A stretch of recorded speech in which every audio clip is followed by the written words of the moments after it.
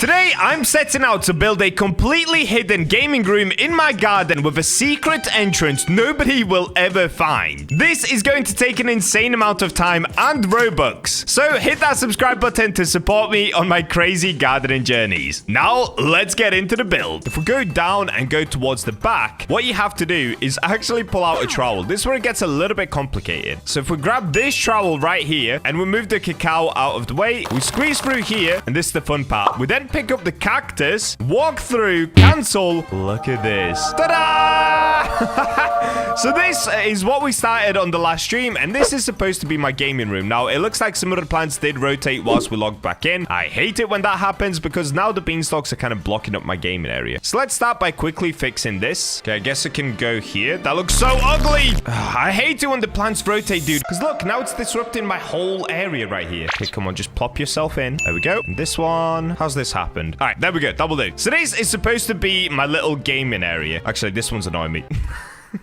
There we go. This is supposed to be my gaming area. As you can see on the floor, there are some little lights. There's a little bench here, and we've got a nice TV. But I'm not gonna lie, it just doesn't feel epic enough. So what I want to actually do is have this as the fake setup gaming area, and then we turn this bench into a secret bench. So this is what we actually discovered during my myth busting video. If you sit down on this bench like this, or just any type of bench in the game, what you can do is then go ahead and grab it like this and use the rotate tool. Now, if we rotate, ta-da! Yep, that's right. We can literally go underground. I know, this is completely unbelievable, but it works. So what I really want to do is build a secret underground gaming area right here, and we'll make it even more epic. All right, so let me jump back out. If we rotate back like this, there we go. So we can start by almost replicating this. I do still want a TV because I want it to feel like we're able to play games there. It's kind of like a little PC setup, and we're gonna need a bunch of other cosmetic items as well. So let me begin by spending a ton of Robux. That's right, because we're on my main account, I'm not gonna be using any sort of admin commands. I've never used admin commands on my main account. I only spend Robux. Oh, look at that. Wait, there's a divine egg. A bug egg, I mean. A bug egg is a divine egg. Ooh, that's nice. That is nice. I'm gonna have to get it. I'm not even gonna use it, but I'm gonna have to get it. Also, why does the dragonfly look kind of white? That's weird. Okay, so if we come to the cosmetic shop, let's see, what are we gonna need? Oh, yeah, dude, we've got some summer stuff now as well. That's cool. Okay, I feel like we're gonna need an umbrella just to make it feel cozier underneath. So let's get one of these. Maybe we need medium wood flooring. Let's just get it just in case. A sign? Oh, a sign would be perfect. Let's get a sign. We don't need any farmers. Dude, you've got to have a mini fridge in an epic gaming room. We've got to get that as well. Red cooler chest. All right, I'll get it. I'll get it. Might not use it, but I'll get it. A red tractor. You know what? Let's just get it. It might come in handy. You never know. Got some lights on the ground here as well. Do I need that? Probably not. Stone table would be good to place the TV on if that's even possible, which I don't think it is now that I've said it out loud. A beach crate. Oh, I didn't even know this existed. Okay, let's get a couple of these beach crates. A cabana. Probably don't need that. Lantern. Yes, we can make it cozy down there. Or maybe some torches. Either way, lighting is always good. Another beach crate. Let's get it just in case. A lamppost. Okay, we can try. There it is. We've got another mini TV. Perfect. Oh, dude, we've got a summer fun crate. If we could get the arcade machine, that would be so perfect, but I don't think we'll be able to. I guess if I get maybe like 10 of these and just pray, let's give it a go. All right, there we go. Let's just start there. I'm not 100% sure if we're gonna need more stuff, but I guess we'll figure that out later. So first things first, I've got to get back inside. Is there an entrance this way? Okay, there is. It's just because all of the beanstalks have rotated. This used to be very sealed tight shut, but now there's little gaps everywhere. It's okay. This next part is gonna be really, really tricky. And in fact, I think I just need to move this beanstalk completely out of the way for now. So let's put it somewhere back here. There we go. Okay, what we need to do is kind of start building up this area. So we know that this bit will be used to spin around and see underground. So let's start with what we're gonna be facing. So of course, it's gonna be a TV on this side. So let's get one of the TVs placed. And for the time being, I'm gonna move this out of the way as well. Okay, let's see if this is gonna work. If this doesn't work, the whole video is ruined. Okay, the TV is now there. Bench. Come on, please work, dude. Yes! Okay, it doesn't look as amazing as I thought it would because you can only see half the TV, but it's gonna have to do. Also, I'm sat really crooked. Hang on. There we go. Okay, now we can see the TV. I wanted it to be stacked how it is up there, but honestly, I think that's impossible to do. Okay, so let's scope out the area. What can we have next? To the side here, maybe we could have some bookshelves. So let's start working on that. Oh, I'm dead. I'm doing a headstand. Okay, so let's get this moved out of the way again. Now, I'll be honest, guys, this one isn't going to be a super complicated build like some of the other ones I've done. I just really wanted to see what it would be like to try and build a base underground. Okay, this actually looks nice like this. This already looks good here. So how would it look underneath? Like, dude, that looks so nice. Of course, we want this bit up here to be very plain. We want the epic part to be underneath us. Okay, same thing again. Let's try to see how it looks. Okay, okay. I'm starting to see some sort of a vision. We're getting there. Okay, let's jump out again. Now, I do also have a lot of torches that I wanted to use as lighting, but I'm a little bit worried that the torches won't actually be able to see all the way down. Let's try one of the torches. If I place it here and rotate it. Oh, it actually does kind of work. Oh, wow. Okay, the torch does work. So I guess we'll keep one torch there. Oh, dude, now we're getting somewhere. Now we're actually starting to get somewhere. This is looking good. So I do think that we need a lot of the wooden fencing around us to kind of get rid of this whole beanstalk look around us, because we want it to look a little bit more like a room and less like an actual garden down here. So let's jump back out. Now, in order to do that, I'm going to need to use a bunch of different paneling, and I also want to try this. So if we grab one of these, can I place it? Oh, perfect. Wait, like this and rotate it down. Does that work? Huh. Okay, it needs to be a little bit closer. That's a little bit too far away at the moment. Yes. Okay, I'm starting to see a vision. So maybe behind the TV, we put another bookcase. Would that look good? That could maybe look good. Okay, now I'm unsure why I even got the tractor. I have no idea why I've got the tractor, but we'll just keep it for now. Let's put down another bookcase, and we'll get this one maybe like this. Okay, I made a mistake. I think the TV needs to be a lot closer than it currently is, and it's actually really impossible to grab the TV. Oh, dude, this is such a difficult build. This is probably one of the most difficult builds I've done yet. Actually, that's not true. That's not true at all. The Candy World one took much longer than this will. Wait, how does this look if we keep the books showing? No, I actually don't like the book showing. Okay, I'm gonna spin around the bookcase just so that it's all brown at the back. That's kind of looking like it. We're definitely getting somewhere. So we've got the little bookcase, we've got the TV, we've got this canopy. We definitely need to put some walls around us now. I feel like the walls will set the structure for the rest of the build. So let me start by placing some walls next. Now, this is where it's gonna get super tricky, because I've got to find where this bookcase is and then kind of build the walls exactly from there. Oh, this is hard. Oh, this is so hard. I'm basically having to guess exactly where the bookcase is. So it's there. See this? If I got it one more square back, that would have been perfect. Okay, so the issue with the paneling is basically there's only one way to do it, and that's with it still sticking up here. But that's not too bad, because of course it will make the inside of here look a little bit better as well. So I'm actually kind of fine with that. But the one thing that I'm missing is a ton more of these. So I'm gonna have to use a recall wrench, and let's go ahead and buy a lot more of those cosmetics. Now, this is gonna take a while, so bear with me. We need these large wood flooring. Okay, there we go. I ended up buying a bunch more. If I show you guys, I got a bunch more of the wood flooring. I got 6 of them. This cost way too many Robux just to refresh, so I'm gonna leave it at 6 for now. I also got this large bench, and I got a compost bin, because I'm thinking the compost bin could be like a little snack box, you know? Okay, if we come into the middle, let's try this again. There we go. Look at that. That's actually looking so much better. This looks so cozy now. Okay, I could put like a little torch here maybe. So maybe this torch I move to the side of me. Oh no, let's get the cooler here. Maybe both coolers on either end. That would be nice, so we can invite a friend. Yes, yes, yes. But now we need to build up a wall here as well. So it's going to be at the base of the cactus. So we've got to go from here and build it around towards the canopy. Okay. This is actually turning out so good. Whenever I start these builds, I always think, how am I even going to do this? I can't picture it in my head. I have no idea how it's going to look. But look at it so far. This is so cozy. Maybe I can only fit a cooler on one side. It's a little bit tighter than I thought it'd be, but it does cover up the cactus that was there. I guess we could move this chair a little bit more into the middle. The TV's in a good spot. This is so cool. Nah, this is actually so cool, dude. Okay, let's flip back around. Okay, next, let's get the coolers down. So I'm going to do one red one on one side. I don't know if that's going to fit, but we can try. Okay, let's get the blue one down. Does that work? I have to keep checking. This is the frustrating part. I have to keep spinning around to check if it's worked. Okay, I mean, it doesn't work exactly how I thought it would, because they're quite shallow, but it does somewhat work. They've got coolers. Okay, okay, okay. Maybe at the back here, we get the torches. Okay, let's try that, so that it lights up the area a little bit nicer. Yeah, there we go. Okay, the torches look nice. That actually works. Okay, the only thing we're missing is like some sort of a table in the middle that's holding a snack. And I probably should move this torch around as well. Let's see if I can get it. Oh, where am I? I've jumped out. Okay.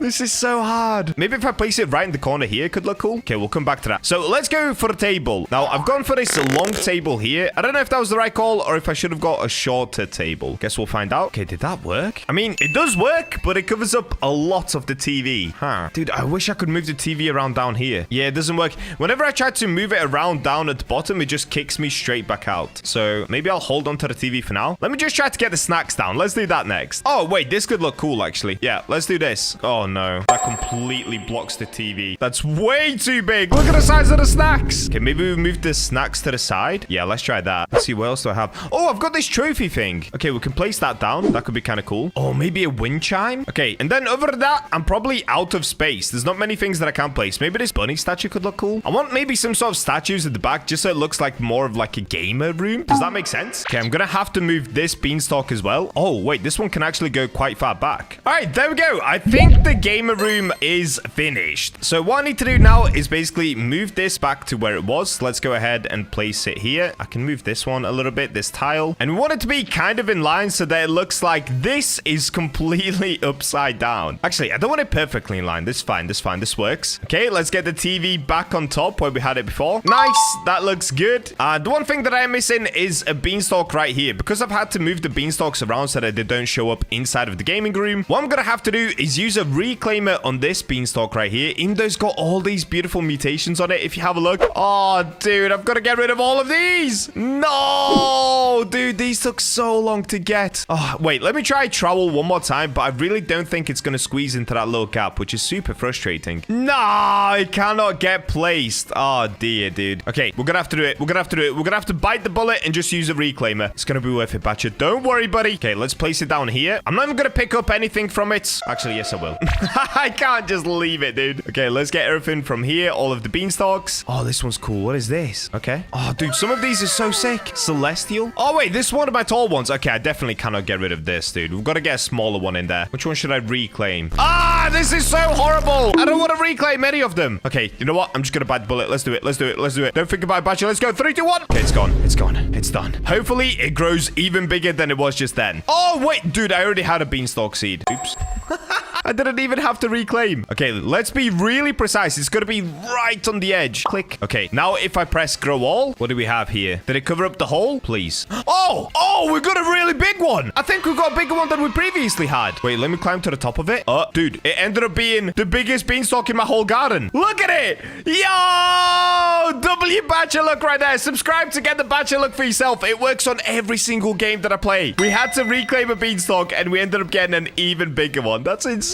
Let's go. For the reveal of the gaming room, I'm actually going to bring in my best friend, Noodle. Let's see what he's going to think of it. I did put down this red cooler right here for him. So once he comes in, let's not tell him anything about the gaming room. And let's see if he can figure out exactly what I've done here. Welcome in once again, Noodle. You know about my tree house, right? Yes, sir. All right, follow me because I've done a little extension to the tree house. Okay, wait. Did you just sneak through this gap? Hey, this is the entrance. Wait, come back.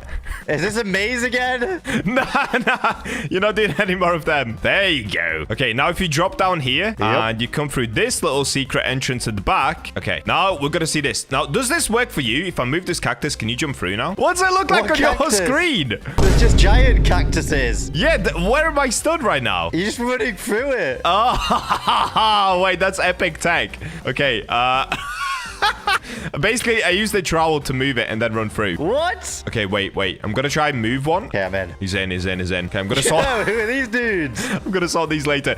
Oh, these are my gaming friends. This is my gaming station. What do you think? Have a little sit. Oh. Why is he sat on my lap? Oh, listen, they're good boys. Just go along with it. Well, I'm not gonna lie. This is a really bad monitor, bro. What do you mean? It's tiny. Okay, it's a little bit far away. But what do you think of the setup? Pretty cozy, no? We've got some lights on the floor. You're in the back of the tree house. You know, you're surrounded. There's like disco everywhere. It's nice, no? You know, it's a bit claustrophobic, though. Oh, really? Really? You think so? No, I knew this was going to happen. Never trust a man behind a cactus. Not going to lie, this is really claustrophobic, and one of your blocks is tweaking out. Oh, that? Okay, well, there's actually a reason for that. Okay, sit back down, sit back down. So, the blue gnome actually signifies where I'm supposed to sit, and the other one, the bacon hair, is for the guest. And this time, Noodle, because you're my guest, I've actually done a special little treat just for you. You ready? Wait, we're holding hands. What are we doing? We're spinning. Yo, wait, what? What? Nah, this is insane.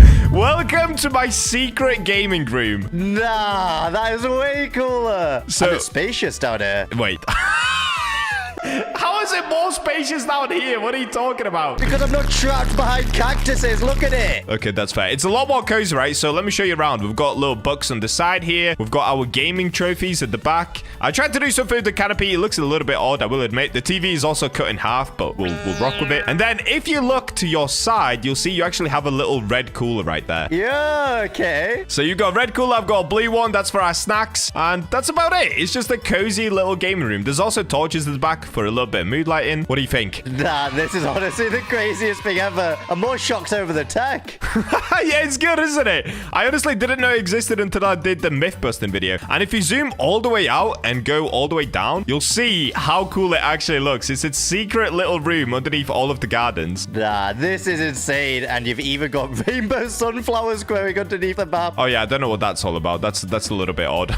And here he is, Brighter, the man himself. If you guys didn't know, Brighter is basically the content creator manager for all of us at Grow a Garden. And look at that beautiful garden. He has a full rainbow beanstalk garden. It's amazing. All right, so what we're gonna need from Brighter here is, of course, a ton of candy blossoms. Why is he speeding around, bro? Hello? I can't even read what he's saying. So this is all candy? As many as humanly possible. That's what we're gonna need. All right, there it is. Whoa, we got 100 candy blossom seeds, bro. Bro, what an absolute legend. Let's go, Brighter. All right, now we can finally start our journey on Candy World Grow a Garden. Let's get it going. Oh, Brighter, did you say use masters to get them huge? Oh, yeah, dude. Oh, yeah. We are going to go for the biggest candy blossoms we possibly can here. And we're back. All right, here we go. So, first thing that we're going to do is, actually, before I do anything, I do need more sprinklers. Brighter kind of left me in the dust by only giving me the master sprinklers. So, let's go ahead and run over towards the gears. Godly sprinkler in stock. Oh, wait, I have no money.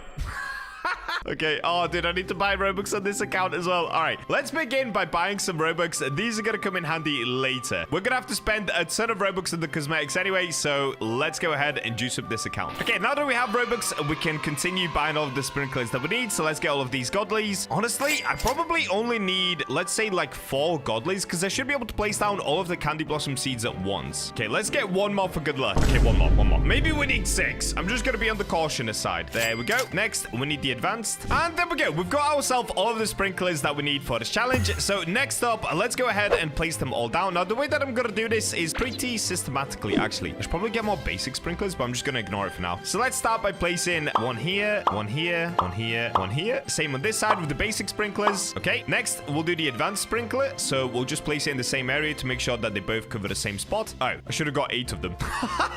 No! Okay, my bad. All right, next up, let's go ahead and place down the godlies. Oh, dude, I should have got more godlies as well. Okay, something like that, like this, I guess. And then next, let's do 2 master sprinklers on each side, so 4 in total. And to be honest, that should be good enough now. It'd probably be better if we use mooncats as well, but let's get placing all of the candy blossoms. So we're gonna do, how many should we do? 1, 2, 3, 4, 5, 6, 7, 8, 9, 10. Let's do 10 candy blossom trees per square. That should work out to 80 candy blossoms, and then the rest we can fill up wherever we get some space. If I can even place it down, dude. It's not letting me place it down. Oh no, it's legit not letting me place it down. Okay, we'll keep moving.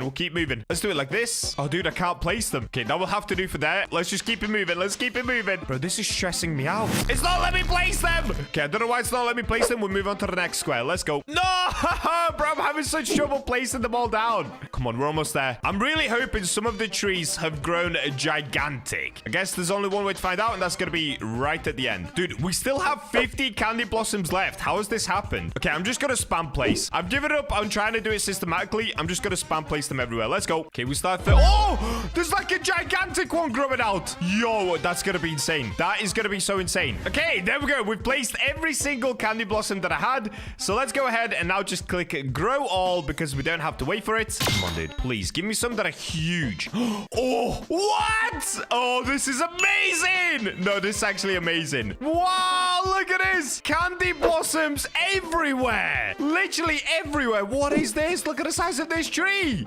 We grew an absolute behemoth. We actually grew one of the biggest candy blossom trees I've ever seen. Actually, this is the biggest one. I've never seen one as big as this. What is this? That's insane. Okay, well, that is the first part of Candy World already built up. Look at the size of this one. Honestly, I'm not gonna lie. It looks like a W to me already. We could probably charge people money just to run in here and spend their Robux picking up these candy blossoms. But, of course, we do have to make it a lot tidier than it currently is. So, we do need to clear up this entranceway now. And the only way to do that will be just by collecting the candy blossoms which are currently in the way. Okay, look at this. So, now we need to clear this entrance right here, which is a lot easier said than done, I will be honest. It's looking pretty tricky, but we'll get there. The funny thing about Grow Garden is sometimes it doesn't want to pick up stuff right in front of you. It just wants to pick up everything behind that thing. Like, look at this. At the moment, it wants me to pick up everything at the back. I don't know why. Maybe if I stand further back myself, but that actually does kind of work. What? Okay, whatever. I'll just stand really far back and pick everything up. This is going pretty well. Honestly, that's a pretty nice runway so far. Next up, we need to actually make it so they can go off to the sides where there's going to be amusements in the middle and over towards the edges. So for this, we're going to need a trowel. Now, to get the trowel, I actually don't have to spend Robux because I picked up all of these candy blossoms right here. We can go here and just sell my whole inventory. There we go. We made 1 billion. Just like that, we made 1 billion, bro. That's crazy. And we are nowhere near done. Look at that. That is the most insane thing I've ever seen. Wow. That looks so crazy. So if we go to the gear shop, we're going to need a lot of these trowels. So let's go ahead and buy a bunch of these. And to be honest, I'll probably spend some Robux. So let's actually just click restock. Okay, cool. Now, if we come back here, like I said, I want to open up this space first. So this will be some sort of a roller coaster right here. Or do we have the roller coaster at the back? Okay, well, oh, I've just noticed this. Look at the size of this candy blossom. Okay, we'll make the roller coaster go around this candy blossom because that's too epic. We can make it go through the tree. Oh, that's going to be so cool. So I want to clear this space right here. And in order to do that, we're going to have to use a trowel. Oh, wait, can I move any of the trees, though? It's that dense that maybe I can't actually move the trees. Oh, yeah, look, I can't move them. Oh, I didn't think that through. Bro, it's that dense, I can't move it anywhere. Oh, okay, I've got an idea. We could extend the garden. Let's do this. Okay, now we should be able to potentially move them a little bit. Let's see if this is gonna work. Grab one tree, put it all the way at the edge. No? Oh, no, dude. Okay, extended the garden is not the answer because I still cannot move them. Let me figure this out. So if we go inside, I want it to be right here, basically. There is a giant candy blossom blocking my way. There's also this one. I need to get rid of this golden one, which I'm not sure how I'm gonna get rid of it. Oh, here. Got it. Bro, look at the size of this one. What is this? That's crazy. There are some insanely big ones in here. I actually can't believe this. Question is, how do I pick it up? There we go. Got it. Perfect. Oh my days. The funny thing is, as soon as I pick up one big one, another big one spawns in. Okay. We'll figure that out later. For the time being, we just need to clear the space. Here we go. Now I can move them with the trowel because we cleared some of the candy blossoms that were in the way at the back here. There we go. Look at that. That's what we wanted. Oh my days, dude. The hardest challenge will be just clearing everything all the time. Like, what is going on? Why did this thing now grow out to block my pathway again? Okay, I'm gonna ignore that for now. I'm just gonna keep clearing this space. It's starting to look pretty good so far. Okay, here we go. The first entrance to Candy World has been semi-built. Now, right here, what I'm thinking is we place that circly thing. If you don't know what I'm talking about, don't worry. I'll show you in a second. So before we get placing that, we should figure out where we want to put the roller coaster. Now, what I'm thinking is we can place the roller coaster right here towards the back. So we could have a ladder going up. Or do we place it over here? Oh, maybe we place it right here. Yeah, if we have it starting here, this could be really cool, actually. So we just need some sort of an entrance from here that goes upwards. So once again, we're gonna have to move a few of the trees out of the way. And the easiest way to do that... Oh, hang on. The candy blossom is blocking me. Oh, wait, can I destroy this candy blossom? Oh, I can. The candy blossom was literally blocking my expand garden. So let's go ahead and do that now. There we go. So can I move it now? Let's see. Okay, we still can't. And the reason being is because all of these candy blossoms are indeed in the way. Dude, before I grew the candy blossoms, I should have really have just moved the trees around. That would have made so much more sense. I just wanted to see what it would look like with all the candy blossoms. I really didn't think this through. Basically, just need to to move a few more trees out of the way, and then we should have a hole going down to the bottom, hopefully. There's that many candy blossoms. I honestly don't even know if this is gonna work. Can we expand it back? Maybe we just expand the back. That would be kind of easy. Oh, yeah, that's so much easier, dude. Now I can just move everything to the back. I should have done that from the start. My bad. And there we go. There's now a hole. So what I'm gonna do is basically build a ladder now that goes upwards, or some sort of a staircase that goes upwards. And from there is where the roller coaster is going to start. Now, this next part is gonna take me a super long time because I have to go to the cosmetic shop and spend a lot of Robux refreshing it. Also, I'm gonna have to spend a long time trying to figure out what I actually need. So I'll just see you guys once I go ahead and buy all of the materials. Yes! Okay, this is what I was looking for, the fun crate. So we can buy this for 88 million. And if I show you what's inside, we've got trampoline. Roundabout is what I was thinking of. There's a seesaw, swing set. All of these things are gonna be perfect for making it look like we have a full-on theme park. So I'm gonna spend basically all of the remainder of my Robux on just the fun crate, and hopefully we'll manage to get some good stuff out of it. All right, here we go. I got 10 of these fun crates. Now, I thought I might as well just open them first, because if I waste my time buying all of them, then, you know, I might just keep getting repeat stuff, even if we get the rare stuff. So there's no point constantly buying them. Let's just get them placed, and let's get the first 10 open here. Now, ideally, what I would love is actually a trampoline. That would save me having to do a staircase. Wait, what? Oh, wait, we opened it. What did I get? I actually have no idea what I got. Okay, let me stand over here when I open it. We got the roundabout thingy! Yes! That's like one of the rarer things, right? Oh, dude, I'll take it. That is so good. Okay, we got a flag on the first one, then we got this roundabout. Come on, dude. We got another flag. That's not good. I think we got another flag. Yep, we got another flag. No, we're just getting flags. This is not good.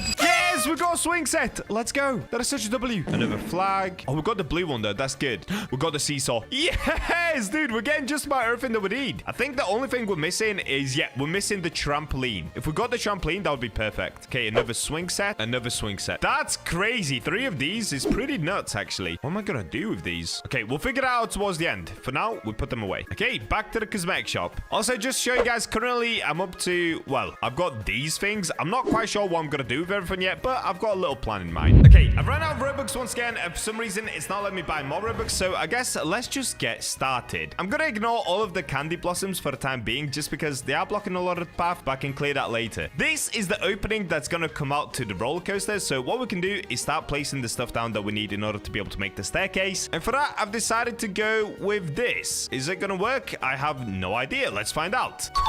Wait, it actually kind of works. It actually kind of works. I should probably move them both a bit more to the side, because this does act as a ladder. Wow, that's crazy. Okay, I didn't think that was gonna work. All right, I'm gonna get to work on this. Let's see how it's gonna turn out. I'm not gonna lie, that actually works so nicely. So I still need more of these logs, but you can see, you can literally just walk directly up them. They act as steps, and then it's gonna go even higher, which is gonna lead out here. And from here, this is where I want the roller coaster to begin. So I want a little line forming this way, and then it should go out from here. So let's do a little something like this. Okay, that actually looks so good. What? Oh, I'm so excited for this. Now we need some sort of a track on the floor. For this, I'm probably gonna use wooden panels, maybe. Okay, there we go. This is gonna signify the start of the roller coaster. Now I'm not gonna use the wooden panels across the whole base, because from here, I just want it to look like a single track running. And for the track, I've decided to use these. I think this looks pretty cool. And I think if I just flip it upside down, dude, I probably don't even have to flip it upside down, actually. There we go. Look at that. That actually looks good. That actually looks good. I can see a vision. Okay, this is gonna take me a super long time. I'm not gonna bore you guys with it. I'll just show you once the theme park is done, because this is about to take 10 hours of my life. Approximately 10 hours later. And I'm finally back. Hey guys, when I tell you this theme park took me over 10 hours to build, I really mean it. This was so complicated. I had to keep spamming this restock over at the cosmetics just so that I can buy everything that I need. And that took hours and hours in itself. And then actually building the theme park also took forever. But it's done. So let me give you a quick walkthrough. Then what we have to do afterwards is try to grow really big candy blossom once again. And then we're going to be ready to invite our first customers into Candy World. So we can enter here. This is where I'm going to be stood. And this is, of course, where people are going to pay for the entrance. Then if we walk through to the right, we have a play area. So this is where we've got the swings that people can swing in. We've got a little roundabout over here. We've got a seesaw right here so that people can do that together. And we even got the trampoline. If we go further down, now I did actually want to put way more in here, but I am limited to 125 items, as you can see. So I had to get super creative with the amount of items items that I had. Now, this is the water area. And in fact, let's show you this next. So the frog signifies that this is the water area. This is the land zone. And as I'm sure you can guess, that is the water slide. So if we go around the back of Candy World, there is this ladder. You can take the ladder all the way up to the top. We've got a little blue flag. Ignore the roller coaster. We're going to get to that in a second. And this is the water slide. You can go, whee! Splash zone. So that bit is really epic. Honestly, I'm super proud of that. Actually, the part that I'm most proud of is that I figured out that you can actually use ladders in Grow a Garden. Like, how epic is this? I honestly didn't even know you could do this until I tested it out. I made a full ladder system. That's pretty insane if you ask me. All right, now the part that you've probably all been waiting for. What does the roller coaster actually look like? And yes, that is a golden gnome that's finished the roller coaster over there. So if we make our way down and we go back towards the front entrance, you'll see there's a little hole here right next to the ticket booth. If we go here, yep, I made another ladder system. This one doesn't use the metal ladders. It uses brown wooden ladders. And then you come up here. There's a little guided entranceway. We go here, and this is where the roller coaster begins. So it takes you up here, and yep, there's two gnomes that are riding the roller coaster right now. So we're gonna have to go around them. Excuse me, guys. It takes you up. Then look at this. The roller coaster literally goes through the giant candy blossom tree. I'm honestly so proud of this. This took me hours to make. Then it swerves around to the left a little bit, and it circles back down this way, goes past the water slide, and we finish here. And there's the golden gnome having a great time. Now, if you're wondering how on earth are those rails staying up there, well, it's all supported by this beam here, okay? So it makes sense. Do not question the engineering knowledge. This little beam is carrying the whole thing. You take this away, it all falls apart. All right, so that is Candy World. I only had 125 items, but honestly, I'm really, really proud of this. From a distance, it looks incredible in my opinion. You can see the roller coaster in the background, and then if we run over this way, it just looks so sick. You can see this is the start of the roller coaster. That's where the gnomes go up, and then they go through the tree. The roller coaster is the best part in my opinion. It just makes the whole thing feel like a theme park. Now, the next thing that we have to do is we have to get rid of basically every single candy blossom, because I do want giant candy blossoms that other players can come into Candy World and pick for themselves. So not only is it a place that you get to have fun with your friends, but you also get to make a bunch of money because you can collect any of the candy blossoms that you want. So I'm going to spend the next 5 minutes just collecting and selling all of these. And in fact, let's see how much money we're going to make from this. All of these are already tiny because this morning I had to wake up and pick them all. Yep, this literally took me 2 days. I started the theme park again the next day. But that's why I already have a bunch of money, and that's why all of these candy blossoms are now super small. Okay, I've picked a lot of them at this point, so what I'm going to do next is place down a bunch of master sprinklers. I've got 46 of these. So let's literally just stack tons and tons of these down. Okay, there we go. And now if we click grow all, hopefully we end up getting some that are pretty big. I don't want any to be too huge because it might disrupt the whole theme park. Yo, that actually looks pretty good. So I'm going to get rid of a few of the too small ones, some that just look, you know, way too small. So we'll get rid of a few up here so that these can grow up bigger. Okay, and now if we click grow all again, hopefully we get some bigger ones this time. Okay, not bad, not bad. Like I said, they're not perfect. Some of them are still a little bit smaller. They were definitely way bigger when we did it the first time around, but this way at least the park is usable. So now I just have to go around the park and tidy up the bits that are kind of disrupting certain areas. So this bit is absolutely fine. We can still take the ladder all the way up. The water slide still works down into the splash zone. Now this bit's a problem, you see? We gotta get rid of this. This one is just way too big. What is going on with you, buddy? Okay, we'll get rid of that. We need to get rid of every middle one. So this one's gonna go. This one. Oh, this big one. This big one's really cool, but it definitely has to go. So we're just gonna shovel it away. Shoveling is actually a lot more accurate, if you guys didn't know. I wasted a lot of my time trying to pick things up accurately when it's actually way easier to just shovel it away like this. And this one, honestly, I might keep because I feel like it properly signifies that this is Candy World. So you're gonna be able to come in here. You go around the big one, and then does the ticket booth work? Wait, can I still enter? Oh, I can! Okay, that's perfect, dude. The ticket booth still works. Maybe I just get rid of this really big one just so that it doesn't go down over the roof. Okay, there we go. Yes, dude! No, that looks so sick. That actually looks so good. Okay, and lastly, we need to make sure there is still an entrance towards the roller coaster. So for that, I'm gonna have to get rid of these. Okay, the entrance is this way. You take the entrance up. You go here. Nothing is blocking the roller coaster. The roller coaster still goes through the tree, up and around. around and all the way back down above Candy World. Also, fun little thing, the roller coaster does go directly above the trampoline as well. So if you're on the trampolines, watch your head because there will be a roller coaster just spiraling above you. All right, there we go. To me, that is honestly the perfect resemblance of Candy World. So now lastly, of course, I cannot be a bacon hair. This looks gross. Let me go ahead and customize my avatar to set a little bit more of a theme for Candy World because, of course, I will be the front man over at the desk right here, welcoming everybody in and taking everybody's money. That's right. We might have had to have used 100 candy blossoms and spent somewhere around 50,000 Robux to build this, but now it's time to make all of our money back. Ah, there we go. Much better. Now, I'm gonna be honest, I actually made a way better character than this, but for some reason, Grow Garden didn't allow it. So I just went with classic shirt, classic pants, but honestly, it will do. It's more about the theme pack than my avatar, bro. Who cares about the avatar? Well, we just have one final touch left to go. Now, if you take a look right here, you'll see that this star is glowing. Now, you're probably thinking, yes, Bacha, that's just what the Twilight Gateway looks like.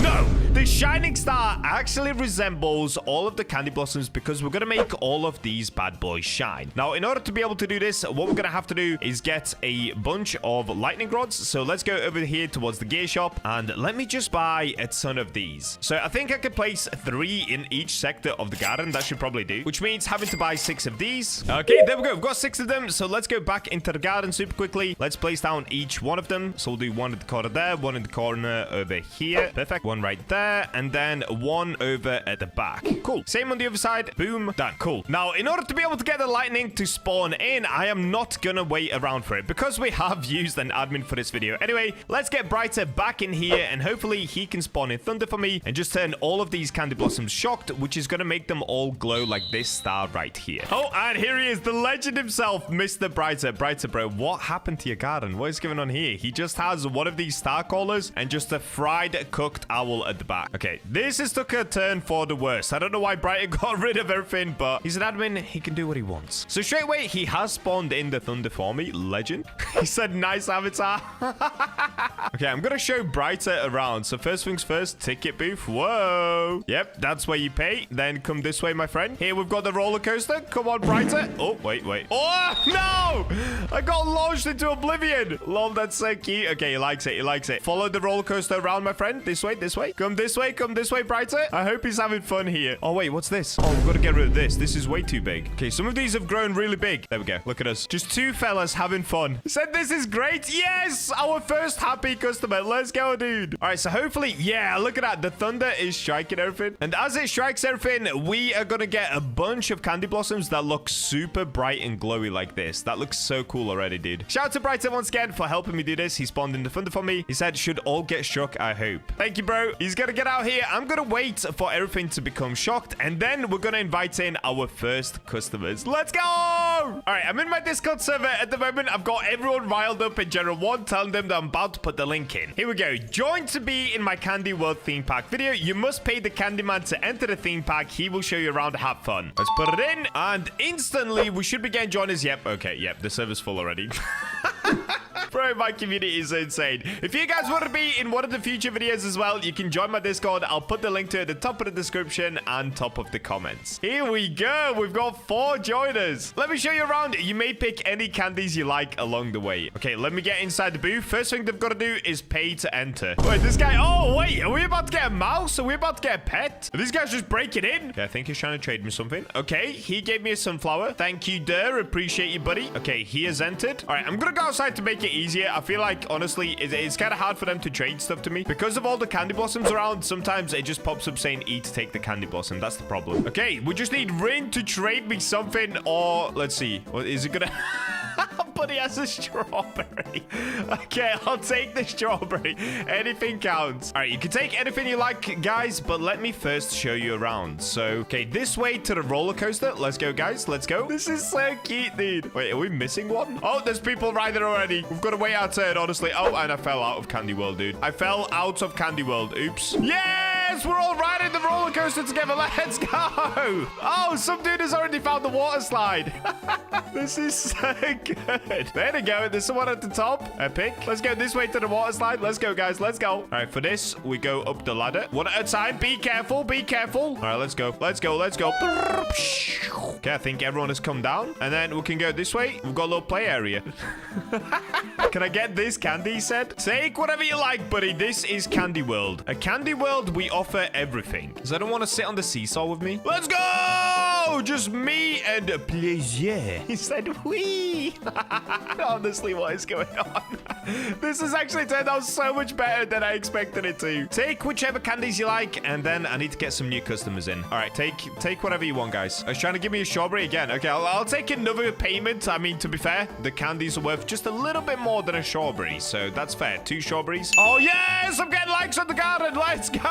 Oh, wait, can they not pick it? Oh, I forgot. They need Robux to pick it themselves. Okay, I'm gonna pick it and give it to them. Let me give this rainbow one. Which one does Ricardo want? Oh, Ricardo wants this one. Okay. How do I grab this one, dude? This is so hard. Oh, I got it. I got it. Here you go, buddy. Which one do you want, Rin? You want this glowing yellow one? He said, can I get this one? He wants the glowing yellow one. Okay. How am I gonna be able to pick this? Oh, no, dude. He picked the one that I just cannot get. What? He picked the impossible one. This one I can't grab. Come on, dude. Oh, I got it. I got it. Was it this one? It was this one. Okay, this one goes to Rin. Take it, buddy. And the last guy wants this rainbow one right here. Can't pick it up. There we go. Here you go, my friend. Okay, there we go. We got the first customers done. Let's bring in some new customers here. New customers are coming in. Come on in. Come on in. I'm just letting the guys know first they need to pay an entry. It could be anything they like. I will take a carrot. I don't care. Give me anything. Ooh, the first thing we're getting is a disco daffodil. Oh, no, it's a nightshade. Okay. Wow, that's cool. Thank you. We've got a mango. Nice. Okay, 2 of the guys have already paid. Next, we're getting a disco moon melon. That's pretty cool. And the last thing is a praying mantis. All right, here we go. Let's take them into Candy World. So first things first, we're going to go to the roller coaster. Probably the best part of Candy World, I will say. Oh, okay. I'm actually struggling to go up the ladder here. Candy World is not designed for everybody. Sometimes we get a little bit stuck. Here we go. We're off to the roller coaster. Now, this is the hardest part of the roller coaster is getting around the guys already riding the roller coaster.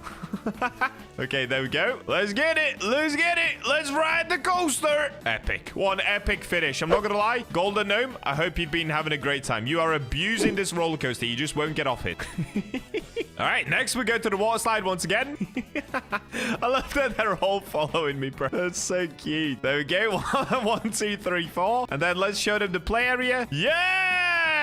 Let's go. Okay, let's let them know they can pick any candy blossom that they like. They are all free. At Candy World, you take anything you want. Go. Pick out your candy blossoms. Let it begin. Okay, if they don't want to spend Robux, I'm going to do the same thing that I did last time. Let's go ahead and grab them for them. Oh, he wants... Wow, this guy doesn't even want one of the shocked ones. Oh, wait, this one is still shocked. Huh? Really? Okay, let's hand over the gold shocked one. There you go, buddy. Enjoy. I'm going to sell the rest just so that I don't get confused. Do you want this one? There you go. Take it. Take it. Enjoy. Dude, I would have taken one of the big ones, honestly. I would have taken this one on the outer edge, but nobody has spotted it yet. Okay, where's he taking me? Which one does he want? Does he want the golden one? This one's really hard to grab again. How are you guys finding these? How am I supposed to grab this? Hang on. Did I get it? No. Yes, I got it. I got it. There we go. Enjoy. All right, I'm going to let these guys have fun in Candy World for a little bit. Once they've explored and taken everything that they want, we'll go into a public server and let's try to get some public reactions. All right, we're into public server number 1 and wow, what is the... Wow!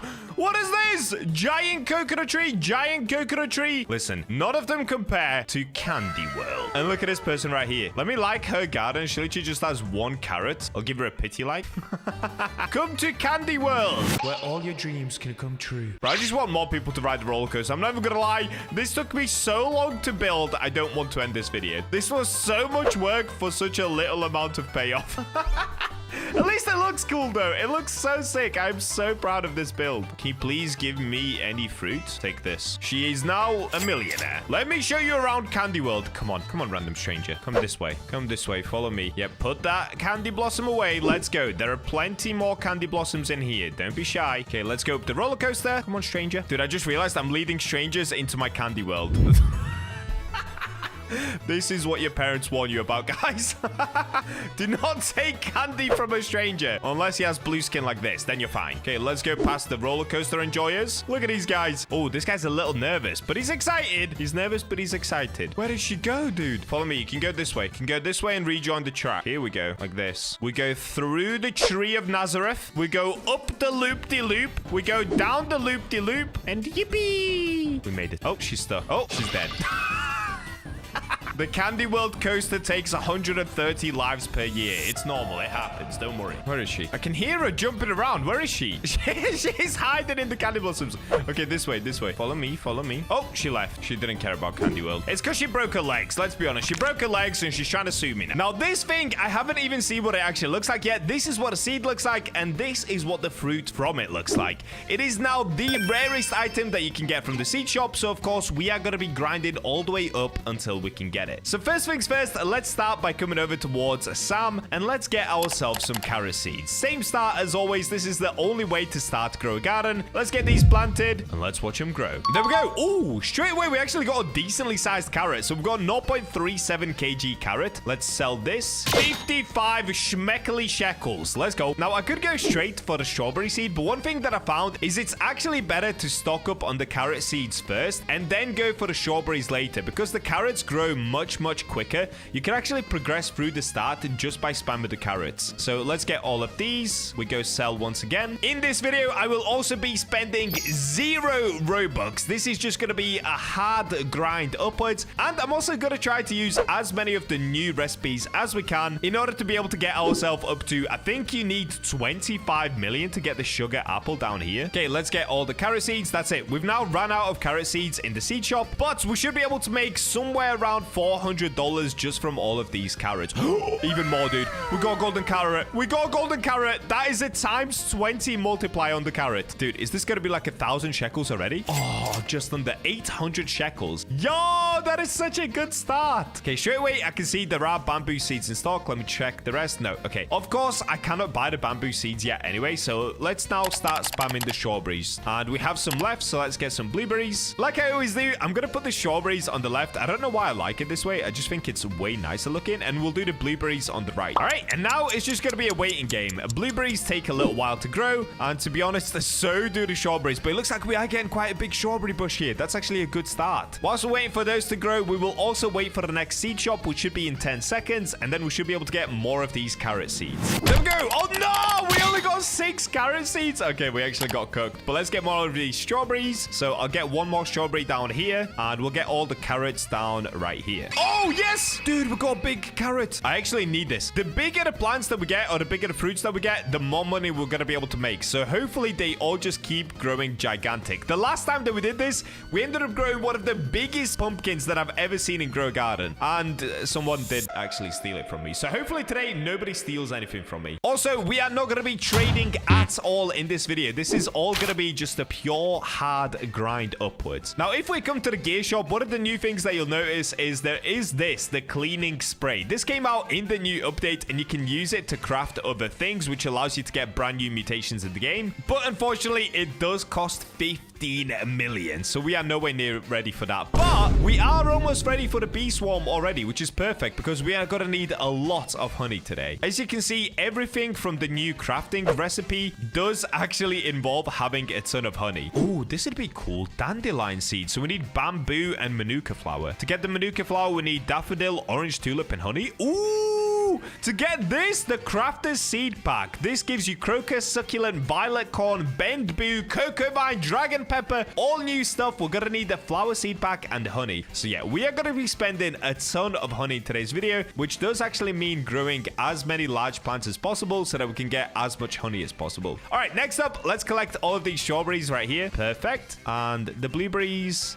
one of them has grown so far. That is not great. Okay, let's sell my inventory. Oh, dude, I just remembered. The reason reason that I went over towards the gear shop is because I was going to check the daily tasks, and then I completely forgot to. Okay, let's get more of these strawberries, and let's get one more of these blueberries. Do we have anything else in stock? No, we do not. I'm going to get these placed right here. Let's get the blueberries right here. All right, let's check out the Show Me Daily Quest. Let's see what our daily quest has. So it's going to be plant 5 watermelon seeds, plant 5 pumpkin seeds, and plant 100 carrot seeds. That's actually pretty easy, and then we do get the 3 seed packs from that as well. That's going to help us make a lot of money right at the start. So we should be able to get pumpkins and watermelons fairly easily. We just need them to come into the shop, and of course we need to make quite a bit of money before then. So hopefully within like the next hour we've already got that task complete. That's what I'm hoping for. The next seed shop is going to be in 30 seconds, so all that we can do is wait. We have 700 shekels. Let's see what we're going to be able to get. We've got the next seed shop, and of course we're going to get more of these carrots. These are super good for the early game. Unfortunately, nothing else. The part that's actually the hardest with starting over is literally just waiting for the seed shop. I spend most of my time just waiting for epic things to come out of there. All right, currently we've got something pretty cool going on. We've got frost, which makes it 50% grow speed, which increases the grow speed by 50% and gives us a higher chilled and frozen chance. So this should be good for actually potentially getting some mutations. I do see a gold strawberry, another gold strawberry. So let's actually wait to see if we can get chilled, because then that should sell for a lot of money. Oh, we got chilled on the carrot. Okay, yeah, I'm gonna wait out this weather event just because it's gonna help us make a lot more money much quicker. Mutations are always the easiest way in making more money, even from terrible plants. A few moments later. Okay, the chilled ended, and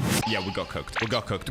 I don't think we got chilled on anything, dude. Okay, I'm just gonna speed pick everything up. There's no point wasting time here. Let's get all of this. Cool. And how much are we gonna make? Hopefully it's a lot. Oh, that's not bad. That's actually not bad, dude. We made 2,000 just from the strawberries, carrots, and some blueberries. The next shop is here, so... Oh, yes! Yes, yes, yes, yes, yes. This is what I was waiting for. Orange tulips. If you guys don't know, orange tulips are literally the gods of grow a garden. These little things are so good, especially for when you start over. Let me just show you. Let me just show you the power of the orange tulip. Here we go. They grow insanely quick, just like carrots. And if we now go to sell, boom, 4.6k just from 4 orange tulips. Now, they do cost 600 each, so I guess it did cost me 2,400, but that means we still made 2,200 just from orange tulips. I think my maths is correct there. Hopefully it is, otherwise it looks silly. All right, let's go ahead and just keep buying and selling all of these orange tulips. This is going to be the strat for the next 5 minutes until we get a new shop. Okay, we made 12,000 just from the orange tulips. Pretty goated. Unfortunately, still nothing else insane in stock though. Tomato seeds, by the way, ignore these.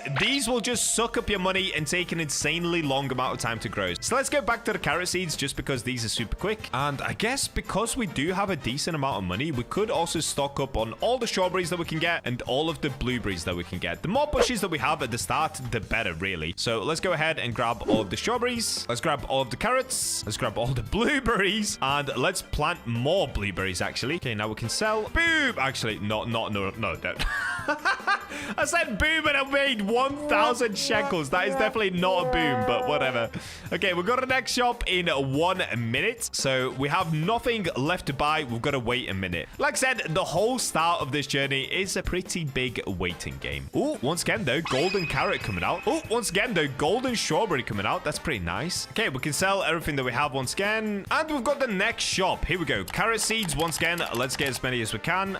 Yes! Okay, we've got watermelon seed. Now, these actually don't make an insane amount of money, but we do need it for the daily quest. And we've got bamboos. They will make a ton of money. So we just have to get the blueberry seed, strawberry seed, and then we should be able to get all of the bamboos that we need. But first, we're just going to plant all of this, collect as many things as we can, and then we can move on to the bamboo. Okay, let's grab everything that we can here. Yeah, we got a lucky harvest as well. Dude, this is going really well so far. Right now, I'm like 15 minutes into the challenge, and we're already cooking up some good stuff, dude. Okay, watermelons, we'll get them placed back here, just like this. The carrot seeds, we can get down here. The strawberry seed, we can place back there. And it looks like the bee pollination has started as well. So this time around, I'm not going to use the bee pollination to try and make honey. I'm just going to use it to try and make money. I believe it gives you a 3x on the fruit that you grow. So a strawberry will then get multiplied multiplied by 3 times the amount. And why did I just jump up into space? What just happened? Okay, I've got 4,000 cash as well, which means we can now move on to the bamboo seed. So let's grab one of these. We'll get that placed over here. There it is.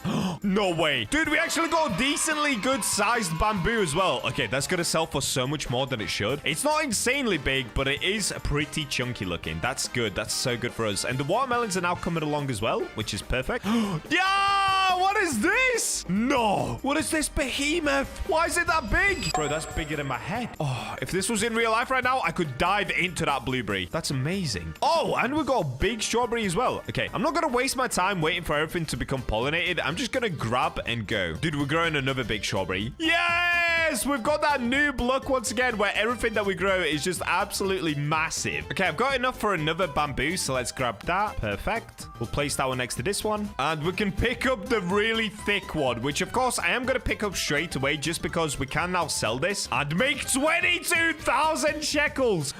Dude, that big one literally just saved us. There was 10 seconds left, but we've just bought another 5 bamboo seeds. Oh yeah, dude. Oh yeah, we are blasting through this challenge. Oh!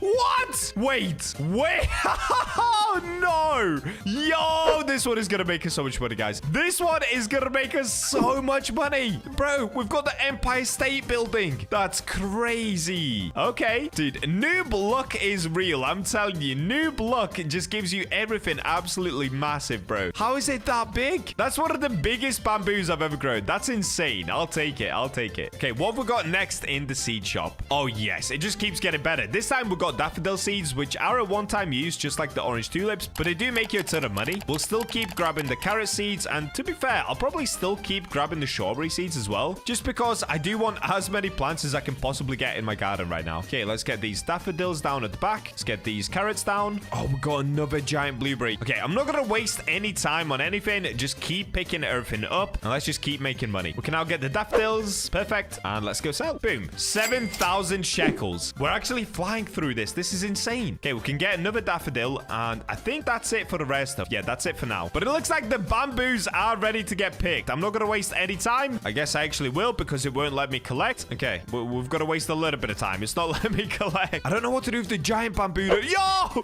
Wait! Look at the size of that thing. Dude, what is this? Last time we did this series, I ended up growing the biggest pumpkin I've ever seen. This time, I've grown the biggest bamboo I've ever seen. What is this behemoth? Okay, I think with that, that's the only one that we will keep. Let's not pick it up, because the more mutations we can get on that, the more that will be worth. Or I guess if we get something in the seed shop that we really need, then we could sell it just to make some money back so that we could buy an epic new seed. For the time being, we don't need anything. I will collect the rest of the bamboos though, just because these are a lot smaller. Oh no! Bro, I turned around and I accidentally picked up the giant bamboo. All right, my bad, my bad. I did not mean to do that, but whatever. Let's go ahead and check the price of it, I guess. Bamboo. Which one was the giant? Oh, this one. 21 kilogram bamboo. How much is this worth? Boom. 115,000 just for this. That's insane. We just made 144,000 shekels. Yo, okay. Give me something rare in the seed shop. I don't even know what I would want. I guess maybe a mango seed. These go for 100,000. Okay, we don't have anything super rare in stock, but what we do have is daffodil seeds once again, which we are definitely going to get. We've got orange tulips once again. Cool. We've got more blueberry seeds. Why not? More strawberries. I guess why not? I might as well just keep buying the whole seed shop. It doesn't make me a ton of money going for the carrots and the strawberries, but it's just every little helps at this point. Let's get the carrots down. Perfect. Let's get the daffodils down. Perfect. Let's do the orange tulips. Cool. Yeah!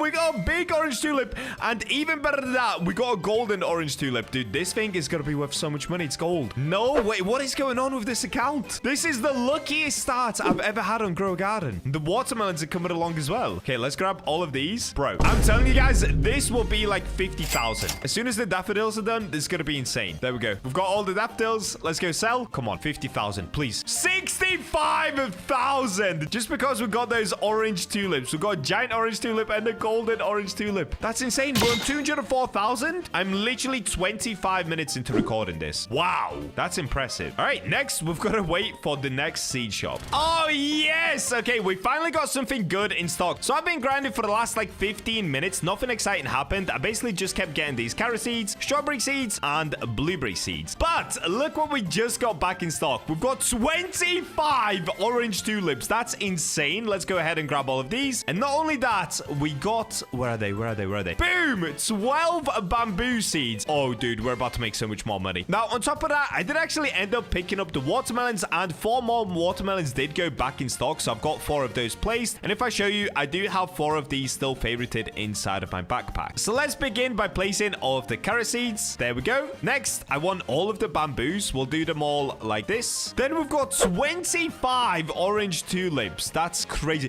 Wait, dude, we just got another gold orange tulip. That is going to be worth so much money. Okay, then we've got the blueberry seeds. Oh, by the way, my blueberry farm is getting quite big, but I feel like it's worth it because any little helps at the start. Also, right now, it is moonlit, so I'm probably going to wait until a few of these fruits get moonlit, apart from carrots. Let's get rid of the carrots here. And in fact, let's pick up all of the strawberries as well. I don't really care for these being moonlit or not. Oh, and we got a lucky harvest as well. W! We can also pick up all of the blueberries. The blueberry farm has gotten ridiculously big, but it's going to be worth it. It's going to be so worth it, dude. We're about to get mega rich just by farming blueberries and strawberries. Okay, let's sell off all of these. 5,000. See, even just from the carrots, blueberries, and strawberries, we're still making a good amount of money. Yes, it's not an insane amount of money, but that would still pay for 1 extra bamboo if we needed it. So that's perfect to me. And let me just double check. Is there anything else left in stock? Wait, I didn't even see this. We've got 3 cactus as well. Anything else? Okay, no, just that. Oh, that was a crazy stock. Okay, where can we place the cactus? I guess let's get them down like this. I'm not gonna lie, the cactus doesn't really make that much money and it takes a long time to grow, but like I keep saying, any bit helps at the starting stage. Let's get all of these strawberries right here. And next up, I actually want to go ahead and check when the next pollination is. It should be somewhere in about 40 minutes. Oh, 30 minutes. Okay, cool. 26 minutes. So that means that we have now been going for somewhere around 50 minutes. We're just under an hour into the challenge, I believe. Oh, look at the size of this strawberry coming out. That's going to be a big boy. And we've got a rainbow blueberry. We actually got a rainbow blueberry. Our first rainbow. Yeah! Our first rainbow. We've got it on the blueberry. This is probably not going to be worth much, but rainbow does multiply the fruit's value by 50 times more. So let's have... I'm actually curious. How much does a rainbow blueberry sell for? It's 0.2 kilograms. How much is this worth? 1,000. I mean, listen. Normally, a blueberry is worth like 50 shekels, something like that. So that's not bad at all. Let's go ahead and sell my whole inventory here. Boom. 5,000 shekels just by picking up strawberries and blueberries, bro. That is insane. I'm kind of hoping that some of the tulips turn moonlit, though. At the moment, they're not doing anything. Oh, and I picked up some bamboo. Oops. Okay, let's sell all of this. 10,000. That's because of the bamboo. And the next stock is in 15 seconds. Let's wait. Oh, the next stock is good as well. We've got more orange tulips. Okay, let's get all of this. Anything else? No, just the orange tulips. Still a W, though. That's going to make a lot of money. And once again, I'm going to pick off all of the carrots. Let's get even more strawberries and even more blueberries. Cool. Okay, let's get all of these orange tulips placed where the other ones are. This is going to look so cool, dude. And, of course, all of the carrots. Yeah! Look how many bamboo seeds came in stock. We've got 13 bamboo seeds and 30 seconds left on the seed shop. So let's grab all of that. Oh, wait, I didn't even see this. Orange tulips? Anything else? Okay, that's it. Yes! Okay, orange tulips can go down next to the other orange tulip farm, I guess. It's probably time to pick all of those as well. But at the moment, I don't really need the extra money just because nothing epic is even coming into the shop. So we might as well leave them to get some mutations. Okay, I'm going to wait for all of that to grow. And I'm going to keep waiting for new stuff to come into the seed shop. Actually, it did reset, but it's a big L of a seed shop. Okay, we'll wait for the next one. No way! On the next seed shop, we got even more orange tulips. Let's go ahead and get all of these. And where is it? Bamboo seeds. Boom! Look at that, dude. I basically spent all of my money now. In fact, I have spent all my money. I've only got 3,000 cash left. But what I can do is quickly grab even more of these blueberry and strawberry seeds.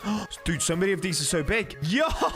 Okay, let's grab those. Now we can sell everything that we just picked up. Boom, 7,000. And of course, I can buy more bamboo seeds with that. So what I'm going to do now is I'm actually going to play the AFK waiting game. So I'm going to plant the rest of the bamboo seeds that I have. And I'm going to plant all of these orange tulips. And in instead of picking all of these up, guys, what I'm going to do is just let them do their thing. Look at that. We got a golden one. That is going to make us so much money if we could get more mutations on it. It looks like the cactus is slowly coming along as well. And keep in mind, we are literally an hour and 15 minutes into the challenge, something like that. So an hour and 15 minutes in, and look at the farm already, bro. That is actually the best start I've ever gotten on Grow a Garden. So in 3 minutes time, the bee swarm is going to come out and start pollinating a lot of the things that I have in my garden. But what I'm going to do is AFK for the next hour or two, and let's just see how many mutations we can get on there. At the same time, I'm going to try to keep an eye on the seed shop, so hopefully something cool gets stocked up in here. 1 hour later. And we're back. It's now the next bee pollination, so it has been like an hour and 10 minutes. There's been one bee pollination already. This is now the second one, and look what I've come back to. Dude, we got shocked on quite a few things here. Unfortunately, it's on the strawberry, but it looks like we also got on the bamboo. Bro, that is insane. That's gonna sell for so much.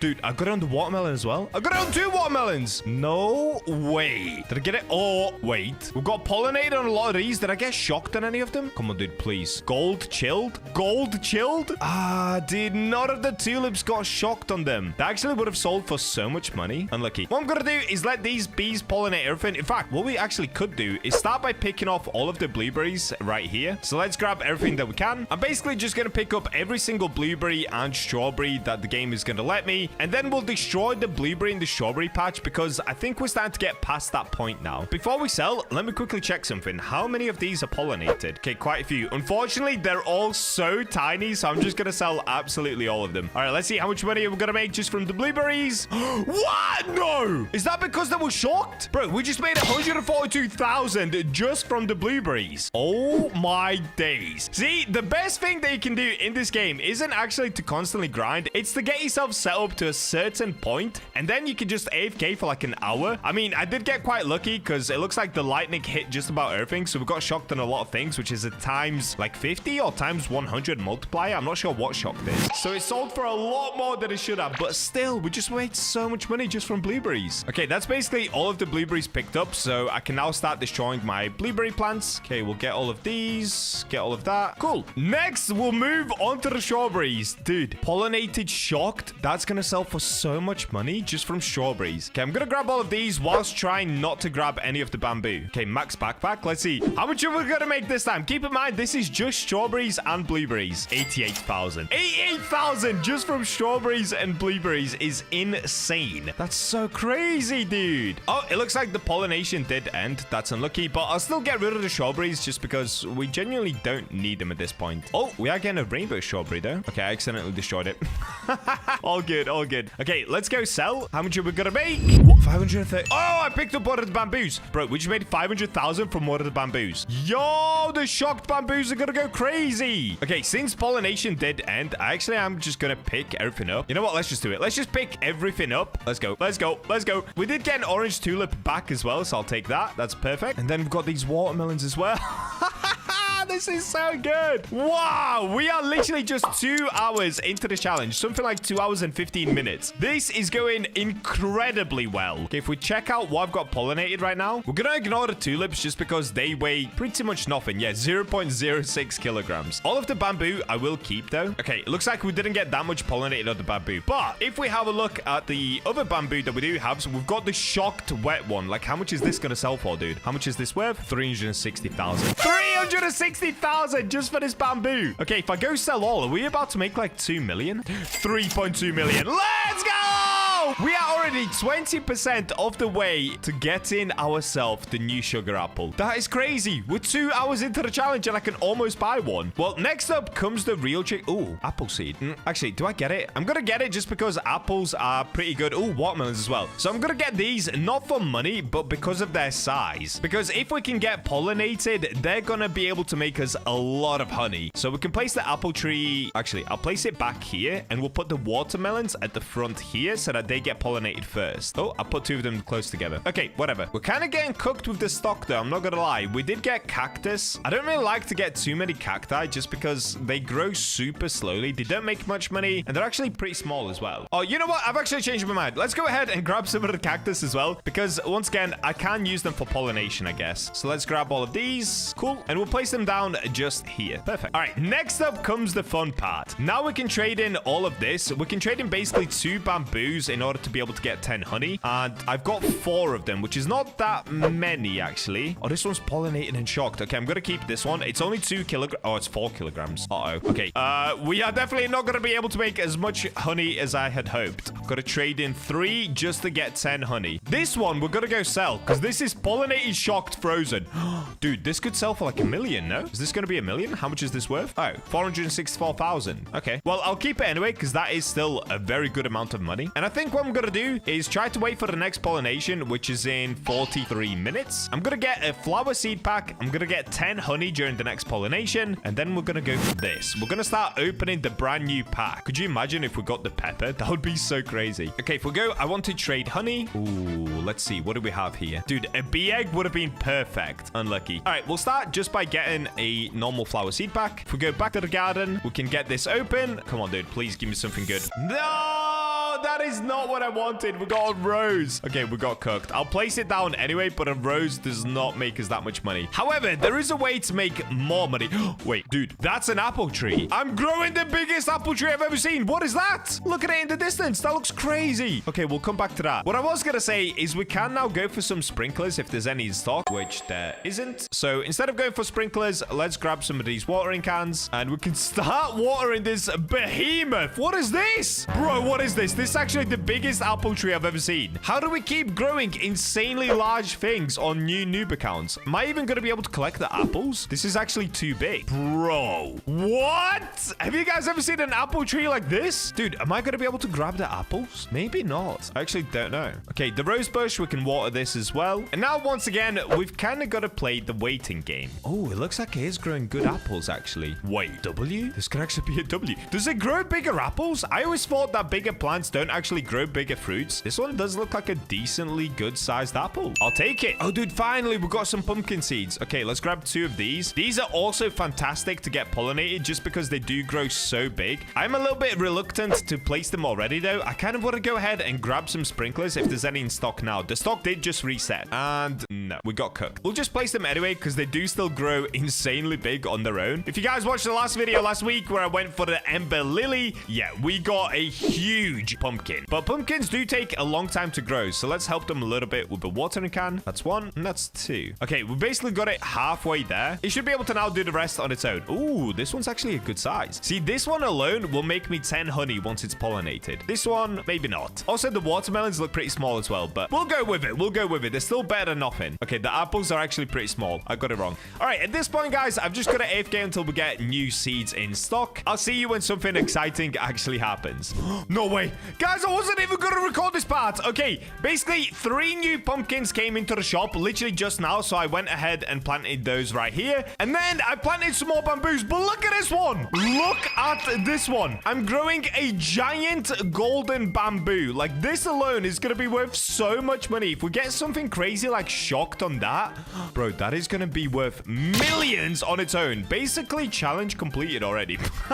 What? How did that just happen? How did that just happen? Okay, I'm going to go back to AFKing until we get the next bee pollination or something epic in the seed shop. But that over there is absolutely insane. Yes! Finally! Okay, I just came back to my PC and look at this. The pepper seed is in stock. It costs 1 million to buy, but we do have enough of that, which is perfect. Also, a lot more bamboo seeds. Let's get more of these. Daffodil seeds, yes. And that's it. Wait, that was it, right? All right, before planting this pepper seed, I do actually really want to get some more sprinklers. I say more, I literally haven't had any yet. Just because, of course, the bigger the pepper, the more it's going to sell for. And unfortunately, no sprinklers are in stock. Dude, we are getting cooked on the sprinklers. All right, I'm going to wait for the shop to reset. I am going to buy a few of these watering cans, though, which is going to help us grow the pepper. Let's see what we're going to get in 20 seconds. Hopefully, we at least get a basic sprinkler, but I would really love like a godly or an advanced. And the shop did reset, but we only got watering cans. Still no sprinklers. All right, we're just going to have to do it without sprinklers. It's fine. Let's get it. So let's go ahead and place the pepper tree right there. We've got all these bamboos we can place. I'm not going to place it next to the gold one because that is just insane over there on its own. But I'm going to do these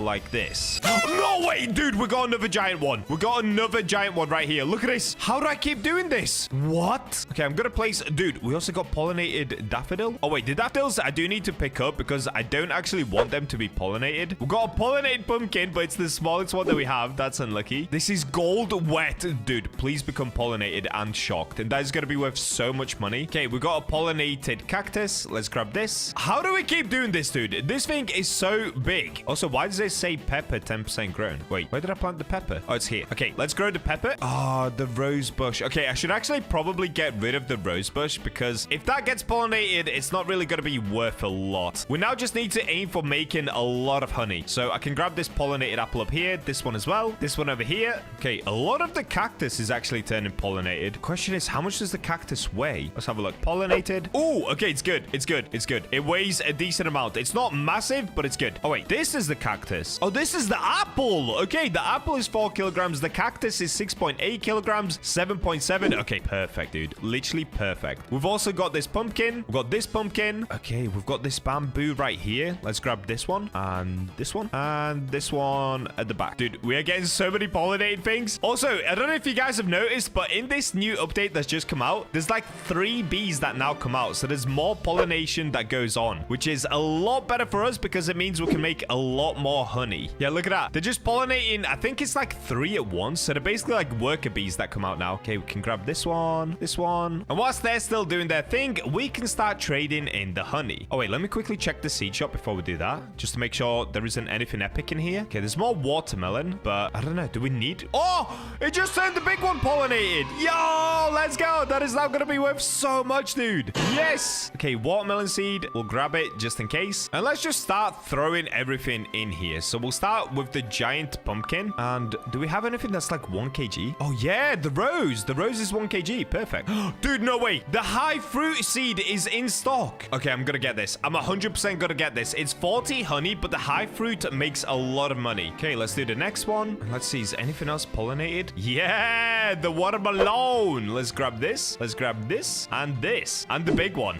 Yes, dude. Oh, this is so perfect. Oh, and that's it. Okay, pollination has now ended, I believe. We've got a pollinated pepper. That looks so sick. Yes. Okay, we'll grab all of the bamboos. I'm not really bothered about making money from the bamboos and stuff like that, just because we should be able to get rarer plants if we actually spend it on getting honey. Like, look at this pumpkin. This pumpkin alone equals 10 honey. That is so cool. Okay, we can already trade honey. Oh, look at this. Nectarine seed is in stock. High fruit. Yo, what is this shop? Okay, do I just keep trading honey? All right, for the time being, I'm literally just gonna keep trading in honey. Let's see how much we're gonna make, and then from there, I can decide what we want to do with the honey. All right, I'm gonna keep picking up everything that's pollinated, trading it in, and I'll just see you guys once I've run out of things to trade in. So I've collected a bunch of honey now. You can see I've got 180 honey, and I do still have quite a few pollinated things left. But before I do that, I do want to check inside of the bee shop. Because we have 180, I can buy the high fruit, I can buy the nectarine seed, and I can buy 2 of these flower seed packs. Now I'm gonna wait for the shop to reset, and then we're gonna buy more flower seed packs. So let's go back into the bee shop now, and let's have a look. By the way, I've stocked up back up to 115 honey, so we've got 1 more flower seed pack that we can buy, which is great. No way! Bee egg! Yes, I'm definitely getting that. Okay, straight away, I'm gonna put the bee egg down. This will help me get constant pollination on absolutely everything, even though I don't know if we're even gonna get there because the bee egg takes 4 hours to hatch. Well, let me go ahead and place it down. Anyways, there we go. Look at this. We've got another gold bamboo. Dude, everything is working so perfectly on this account. It's actually insane. But what we can do now is start handing in the flower seed pack so that we can get some of the new seed packs, the crafter seed pack. So if we try to craft one of these, it looks like it wants us to give the flower seed pack, which we have 3 of. So we'll give one of these. Oh, bro, are you kidding me? It takes 20 minutes? Nah, they need to make that easier. Grow a garden. This should be instant, bro. Why is the timer? No.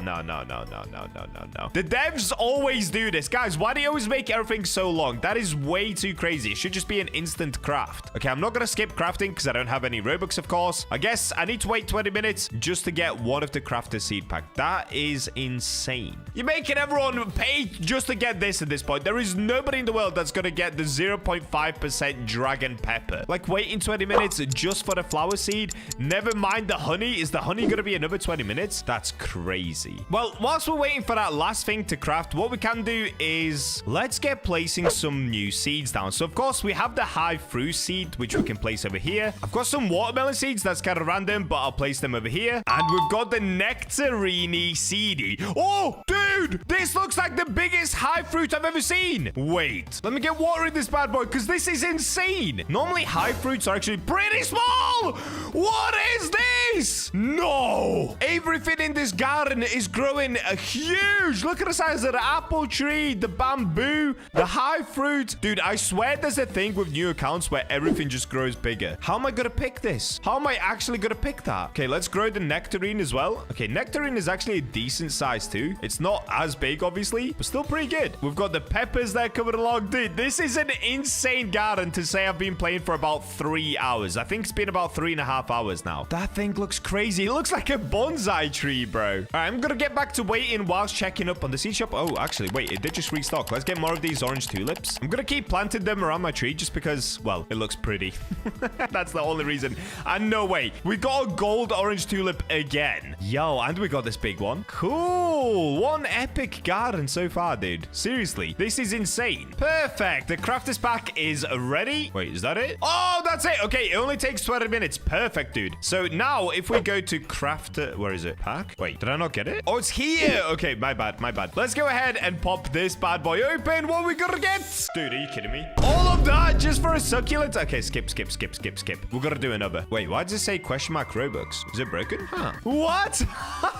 Oh, there we go. It's fixed again. Okay, let's craft another. So once again, I'm plugging in the flower seed pack. And once again, we've got to wait another 20 minutes. Yeah, this is a slow process, guys. Quickly check up on the seeds. Okay, more bamboos. We'll grab some of these. More tulips. We'll definitely get these. And pollination has started again, which means we are now 4 hours into the challenge. Wait, is it 5 hours? No, 4 hours. We are now 4 hours into the challenge, I think.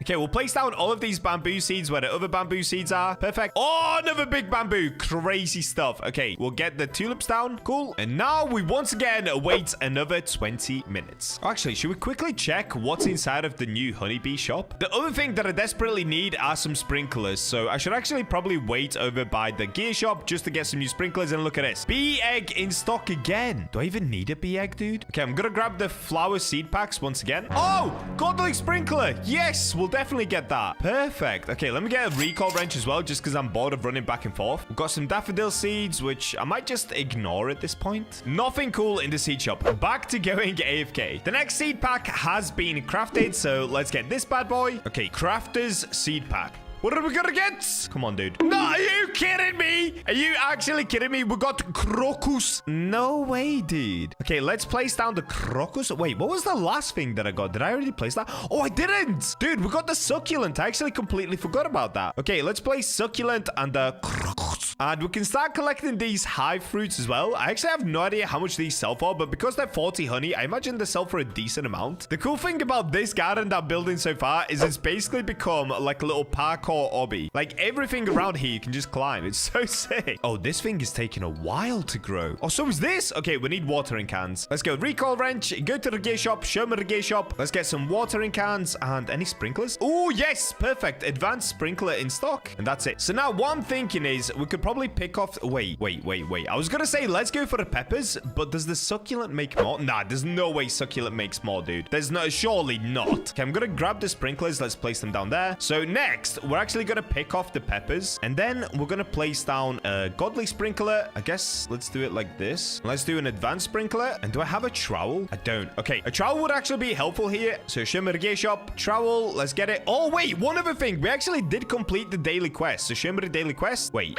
No, I completed it, but I didn't claim the last daily, and it's reset to the next daily. Okay, we're gonna ignore the daily quest. That's crazy unlucky. I'm gonna move the crocus. Wait, what, bro? Can I move the succulent? Wait, can you not move them whilst they're growing? Oh, no, you can. Oh, did I just accidentally? Oh, I must have clicked cancel. Oh, it's literally stuck there now, and it's not growing anymore.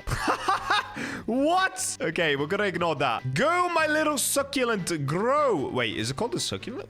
I don't even know. Okay, I'm just gonna let it do its thing. Is that now broken? There's a chance it now doesn't grow. Let's test it out like this. Watering can. Oh, it does grow. Okay, there's the succulent, and here's the crocus. Okay, I picked it up. Oops. How much does this sell for, dude? 0.24 kg, 0 mutations. How much is it worth? Okay, not bad. 27,000. I'll sell it. Here's the thing. I'm looking at the list, and I could probably start crafting all of these things and get down to a Lemira and stuff like that, but it just takes so much time to craft everything. I don't know if I can be bothered. It's already 10 p.m. for me right now. I started recording a little bit late, so I don't know if I want to spend the next hour or two just trying to craft everything, or if we just go AFK and see how much money we have in the morning. All right, I've decided. I'm gonna go AFK. Right now, the timer is 4 hours and 45 minutes. So in just 4 hours and 45 minutes, we have gotten this far, and to be honest, I could probably get 25 million within about the next 2 hours, but because it's late, I'll just AFK overnight, go to sleep, and when I wake up, we should have 25 jabilliones. So let me go ahead and plant these orange tulips right here. Perfect. Yeah, look at this pepper, dude. We are 100% gonna have 25 million when I wake up. All right, I'm gonna log off for the night, guys. I'll see you in the morning, and let's see if we can make 25 million, which of course is the cost of getting one of these sugar apples. Early the next morning. And we're back once again. Good morning, everybody. For me, it is literally 7 a.m. right now. Let me show you this. Yep. Literally got up at 6 a.m. just to finish this video. And take a look at my garden. Now, it looks like... Wait, did that become shocked? If we got shocked on a few things, that'll be epic. Currently, pollination is going on as well.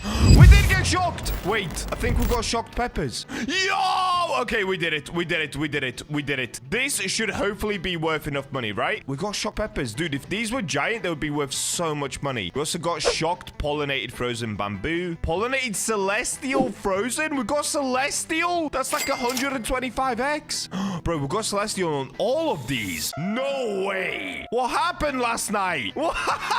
Okay. Well, the only thing I can do is basically pick up absolutely everything. Let's get it. We can also open the bee egg now. So I guess let's go for that. And boom, we got a honeybee. Cool. Let's get all of the peppers. Let's get the apples. Let's get all the cactus. Dude, these should hopefully be worth 25 million, I think. If it isn't, I'm gonna cry. How do I get the hive fruit? Okay, I actually kind of got most of them. There is one right at the top that's pretty tricky to get. I'm gonna leave it for now. We could come back for it later if I need it. Wait, I got it. Bro, I'm literally doing parkour just to pick up everything in my garden. That's so crazy. Okay, I think I got everything. Let's go over towards the sale guy. Let's have a look at this. If I type in shocked, what did we get that's shocked? I just want to check the value of some of the things that we have. We got a shocked apple. Oh, dude, this one, pollinated shocked chilled pepper. How much is this worth? 2 million. Boom! Yes! We got this one as well. How much is this? 2 million. What about this? We got a giant shocked bamboo. No way. 6 million?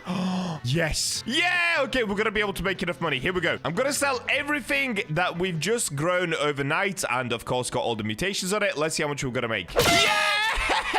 We made 106 million, dude. So that means we can officially buy a bunch of these sugar apples. Technically, we would be able to buy 4 of them because they're worth 25 million each. That's how much they sell for. Currently, they're not in stock. And I'm going to be honest with you guys. I am not going to wait around for these things to come in stock. Now, we did this whole challenge without spending any Robux. Let me quickly show you. I still have 0 Robux on this account. But as you can see on the Grow Garden website, they are definitely a seed price of 25 million each. So instead of waiting around for them to come into the shop, what I'm gonna do is hop onto my main account and just gift myself 4 of these. If I waited long enough on this account, I could literally just have an auto clicker clicking this stock like this, and I would be able to get them eventually. It's just realistically, I'm not gonna wait around for them like this. It's just gonna take way too long. But we can stop the timer now. So the official time of how long it took me to make 116 million, so we didn't even make 25 million, went all the way to 116 million. It took me 14 hours. So that is the final timer. Stop the timer. 14 hours to go from a complete noob to owning 4 different sugar apples. All right, here we go. More BachaBlox to the rescue. So I'm basically now just going to gift myself 4 of these seeds. Let's see how this is going to work. It should pop up in the chat saying BachaBlox gifted. Oh, there it is. More BachaBlox gifted. I'm going to make an apple pie, a sugar apple. Yes! Okay, let's do that another 3 times because technically I would be able to buy 4 of them. And boom, done. We've done 4 gifteds over to this account. All right, say goodbyes to Bacha. There he goes. And now, just before I plant them, let's for one last time go ahead and check the gear shop. Perfect. We've got some basic sprinklers here. Unfortunately, Nova sprinklers, but basic will do. That's fine. I'll take it. And if we go back to the garden, yeah, now we can start planting, dude. So let's go. How should we do this? Let's go 1, 2, 3, 4. I'm hoping one of these ends up being giant, just like the high fruit or the apple tree, because that would look super cool. I honestly don't even know what these look like yet. This is my first time planting them ever. All right, come on. Please be epic looking, dude. I want something insane. They're not even growing. Did I just get scammed? Oh, wait, did they take that long to grow? It's 1% grown. Bro, there's no way. There's no way. What? Is it broken? Okay, this is super weird. It's just not growing. It says 3% grown, but it's invisible. No. Please don't break on me now. We didn't come all this way for the tree to not grow. Is that just how it starts? Okay, I'm gonna give it some time and let's see if a stem starts to come out the ground. Oh, here we go. Wait, it's coming out the ground. Yeah. Okay, we didn't get scammed. Perfect. Now, these look like they are gonna be mega tiny. This probably looks like the biggest one. Okay, I'm gonna give these a chance to grow and I'll just see you guys once they're fully popped out of the ground. All right, there we go. They're now fully grown, but it looks like the fruit hasn't grown. We've got these little dangly bits. I'm not gonna lie, this tree actually looks so sick, dude. That is completely different looking to any other tree in the game. I don't know what these dangly bits are. Is that just decoration? Okay, instead of waiting for that to happen, actually, what we can do, we can put down some sprinklers. Let's go ahead and do this. We'll do one here, one here. And now let's get BachaBlox back onto this account so you can click grow all. And let's finally see what the sugar apples actually look like. Here he is, the legend himself, more BachaBlox. And he's growing my garden. Come on. Yo! Wait. What? It grows purple? Why? Dude, wait, these actually look insane. Why is there a purple one? Okay, I'm gonna collect them all. That is so sick. I'm not gonna lie, they actually cooked with this tree. That looks so good. Sugar apple. These are pretty big as well.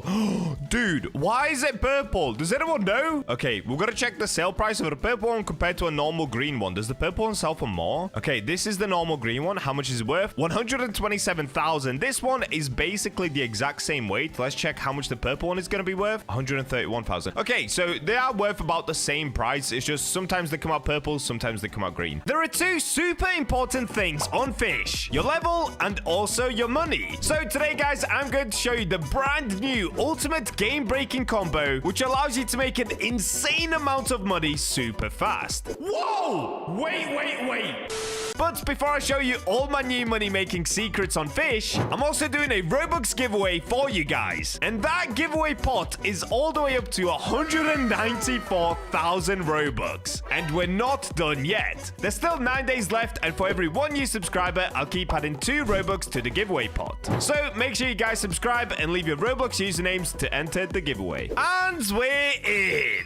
And today, guys, we are going to test out something truly epic. As I'm sure you all know, there are 2 super important things on Fisch. One of them is, of course, getting your level up, because the higher level you go, the better rods you can get. So, for example, I'm level 750, and this is the Rod of Forgotten Fang, which you can only craft once you reach max level. But, of course, the other super important thing, in fact, probably even more important, is your money. And as you guys can see, currently I'm on 16 million cash, but today we are going to figure out a way to get that even higher. So I have done videos like this in the past, although recently there have been some new updates to Fisch, such as like the Atlantid Storm update, and we've also had brand new relics introduced into the game. So speaking of the relics, that's where we're going to start. And the rod that we're going to be using is, of course, this rod right here, the Heavens Rod. So for those of you guys that don't have the Heavens Rod yet, the lure speed is 30%, luck is 225%, control 0.2, resilience 30%, and then infinite max kilogram. But the awesome thing about Heavens Rod is it gives you the chance of getting a heavenly mutation on the fish. Fisch. And that mutation is actually the second highest selling mutation in Fisch. The highest selling mutation is the Aurora mutation, but with the Heaven's Rod, you can honestly just get Heavenlies that easy that it makes it the best money-making rod in the game. So I have done a video like this before where we tested the Heaven's Rod, but today it's going to be different because we're actually going to put a brand new special enchant on it as well. So anyway, enough yapping. Now that you get what we're about to do, let's head on over to Statue of Sovereignty and let's get enchanting our Heaven's Rod. All right, here we go. Let's go ahead and meet this scammer right here. The bearded scammer. Look at that look. He knows what he's doing.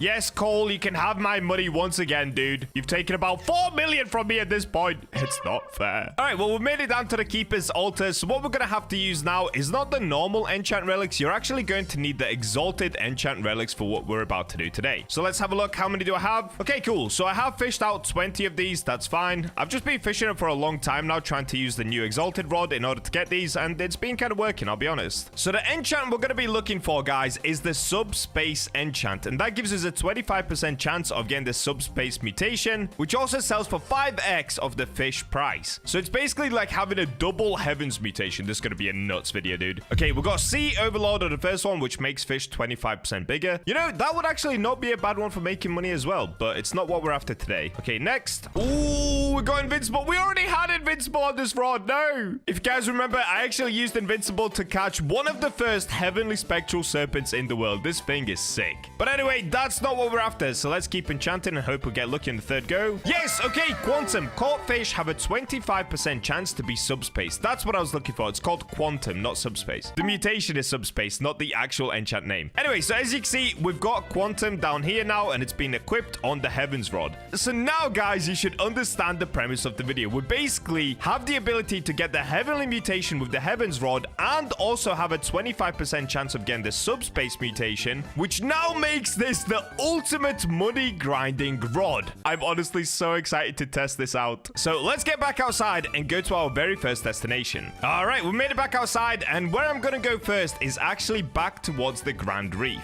So today we are going to be testing a total of 4 different locations on Fisch. It's going to be Grand Reef, then we're going to test out the new Atlantean Storm location, then of course the depths, and the ultimate moneymaker, or what used to be the ultimate moneymaker, Cryogenic Canal. So let's make our way over to the Grand Reef and we can get this started. Okay, so let's start right here at the Grand Reef. That side over there is what's called the Atlantean Storm. That's the brand new update. And what I'm going to do is I'm actually going to change it to daytime, and then we'll start during the day, and we'll do this for every single location that we go to. Actually, wait, what I should do is double check what time the fish appear. So for Atlantean Storm, they all like the time none. Time can be any time. Oh, we've got Megalodon spawned in. No way a Megalodon is actually spawned in. All right, so most of you guys are screaming, Bacha, what are you doing? Go for the Megalodon. No. Okay, no. I have caught enough Megalodons. I'm done. Just in yesterday's video, I caught an extra 45 Megalodons. Look how many I have, guys. I don't need any more, okay? So please don't comment. Why didn't he go for the Meg? I don't need it, okay? I don't need it. Actually, I could maybe get subspace on it. Okay, I need it. All right, let's go catch the Meg quickly, and then I'll come back, and we'll finally do the money test. I just can't help myself. Well, over to Ancient Islay. Editor, epic music, please.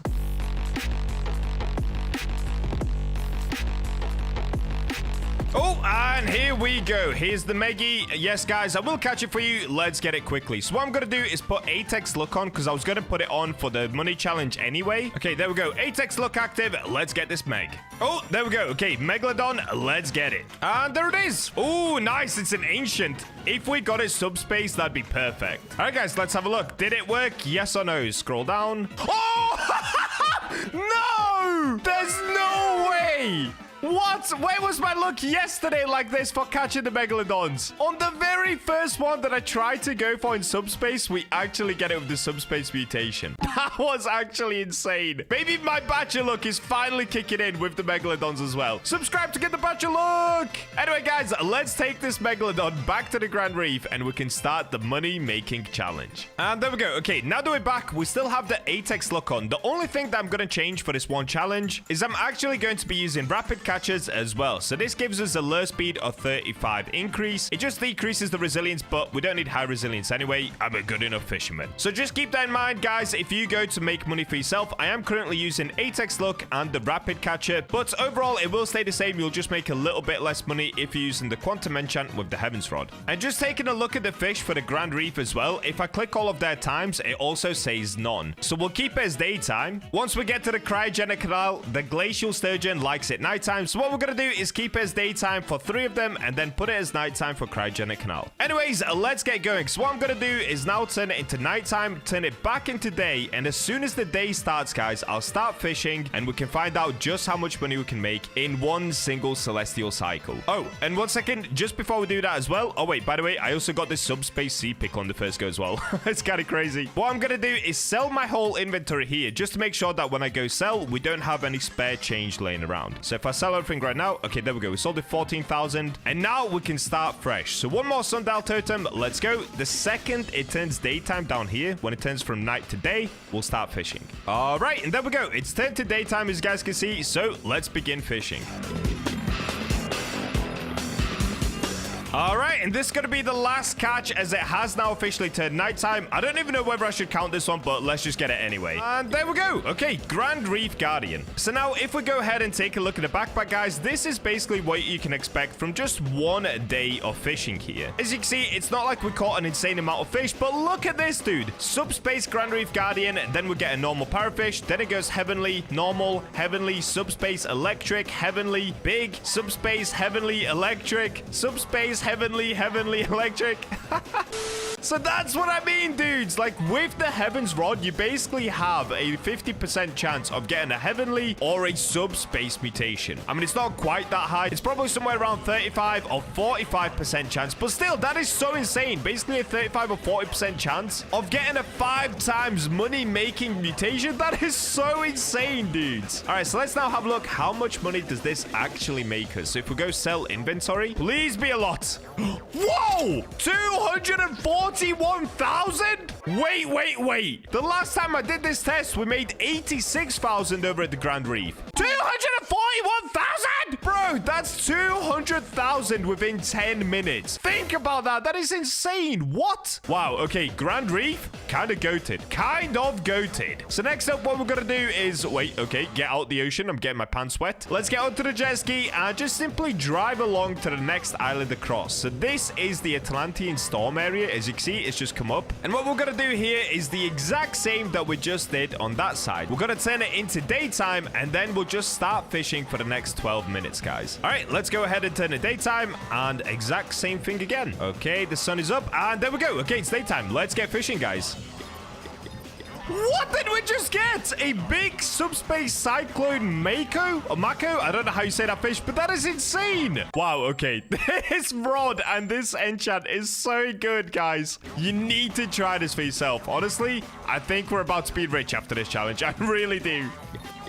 All right, I think this is going to be our last catch because it looks like it has turned to nighttime now. So let's go ahead and get this void angler and then we should be done. All right, there it is. Subspace void angler. And as you can see, it's now nighttime, guys. So let's now have a look. How many did we catch here? All right, yeah, it's about the same amount. The only difference is this time we actually got a little bit less heavenlies and also maybe a little bit less subspace. Although this big subspace cyclone mako is crazy. And we also got a big vortex barracuda. But anyway, it doesn't matter what we caught, it's about how much money we made catching the fish. So let's go ahead and sell inventory. This time we're trying to beat 241,000. What's this gonna be? Ooh, okay, not as good actually. 152,000. All right, so far the Grand Reef is in the lead as the best money making spot. Wow, that's actually kind of surprising that this is so much less. Now I will just say this is not like 100% accurate test because obviously it's very dependent on whether you get a fish mutated or just regular. So in order to get it perfectly accurate, I would have to do this like 5 times on each island, but honestly, I don't have time for that, guys. Let's just say for now, the Grand Reef is in the lead, making it the #1 money-making spot so far. Okay, so the next spot we're going to be going to is actually an OG money-making spot. Before all of these fancy-pantsy locations were released,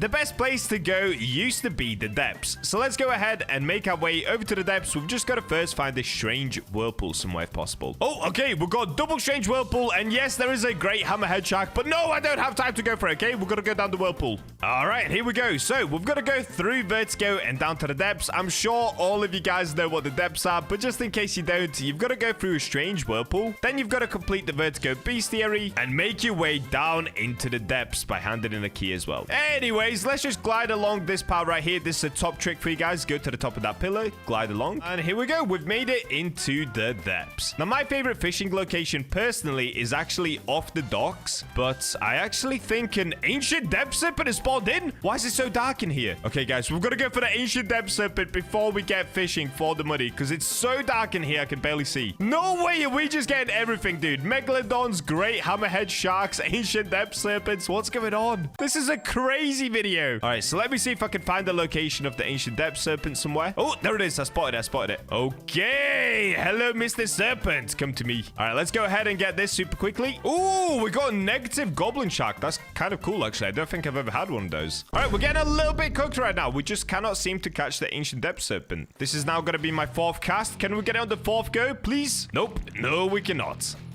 Ooh, what? We just got subspace mutate shark and it stood up behind me. Whoa, buddy, chill out. I'll put you back in the water, okay?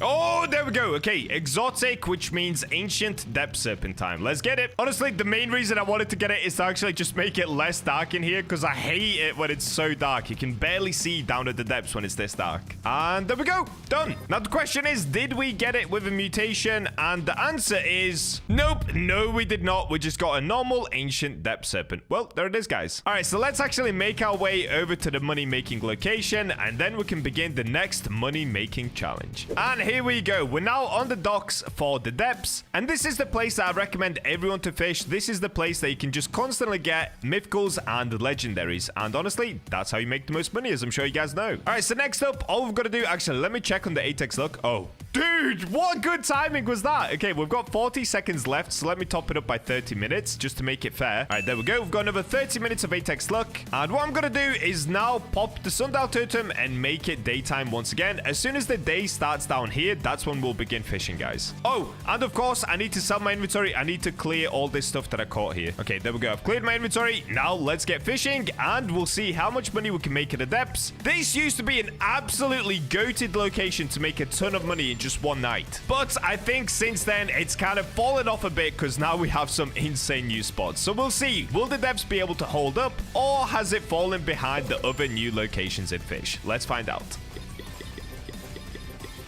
Okay, this is freaky. We've just had another ancient depth serpent appear exactly where I'm fishing. So I guess I'm going to keep fishing in the same location, but at some point we might catch another ancient depth serpent. Yeah, let's just say I wasn't expecting that to happen, guys. That's insane. What?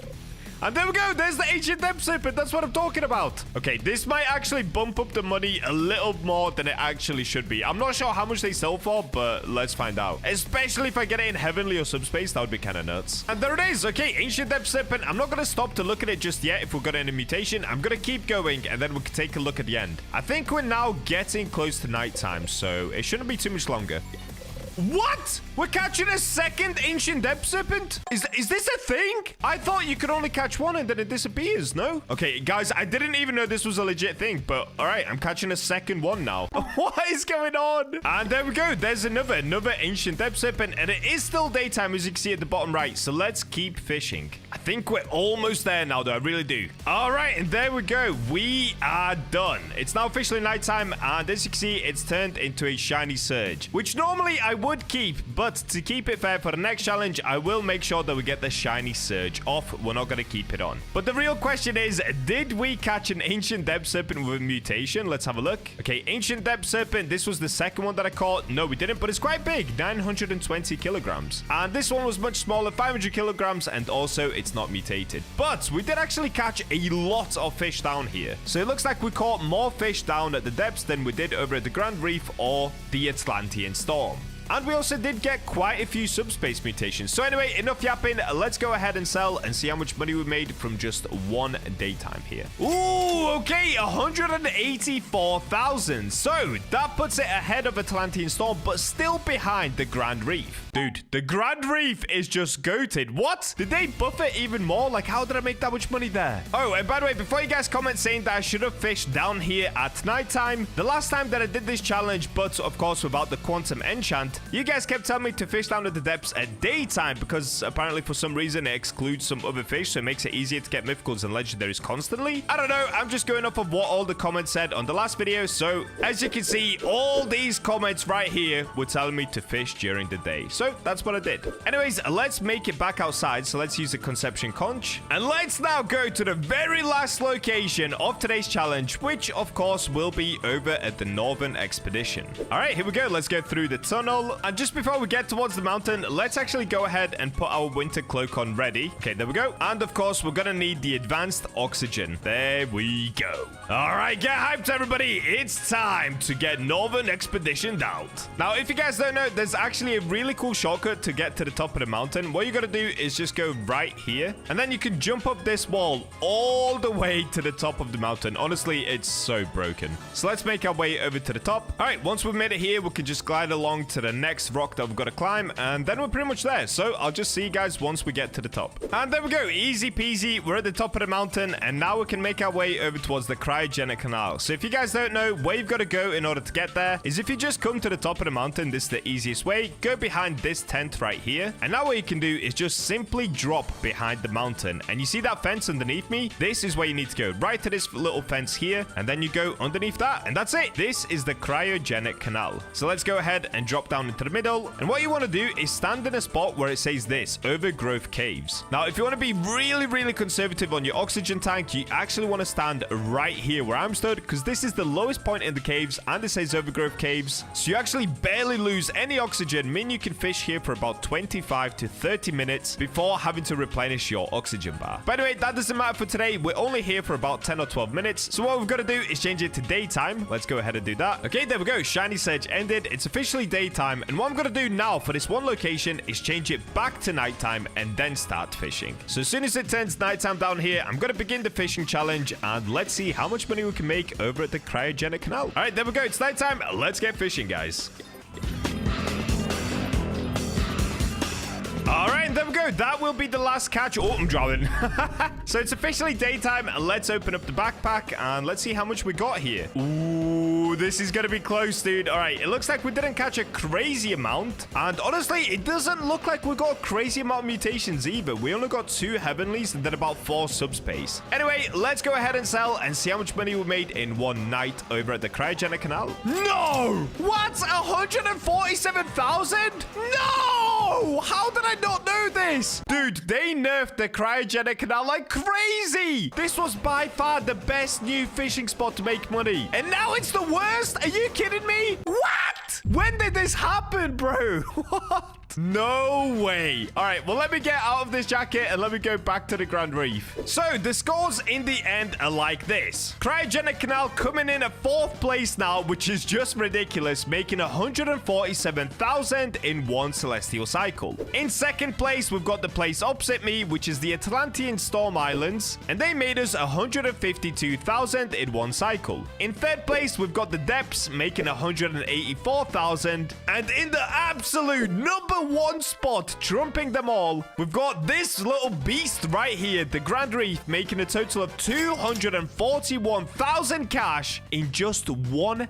single day. What? When did they buff this so much, bro? It wasn't even that good when it first came out. That is insane. So there you go, guys. In order to make a ton of money, what you've got to do is just come over to the Grand Reef and make sure you put Quantum on. Quantum helps out so much. I would test it without Quantum as well, but honestly, I want to keep it on and do another test just quickly right now. So as you guys can see, my 8x look has run out. So let's keep the 8x look off. But instead, what I'm going to do for you guys is put the UI on. All right, there you go. You see down here how it says 2 hours and 27 minutes of server uptime. Okay, keep that in mind. What I'm going to do is basically set up a macro to fish here for me for like the next 2, maybe 2.5 hours. And let's see how much money we can make in just 2 hours from the Grand Reef. At this point, honestly, I'm expecting millions. This spot is insane, bro. I honestly cannot believe it's that good. All right, I'll catch you guys in a couple of hours. All right, and we're back. And if you guys take a look down at the bottom left, as you can see, we're now basically up to 6 hours of server uptime. So I ended up leaving it for a little longer than expected. It's been 3.5 hours total since I went AFK. So now if we open up the backpack and have a look, yeah, dude, just take a look at all of this. It's crazy, bro.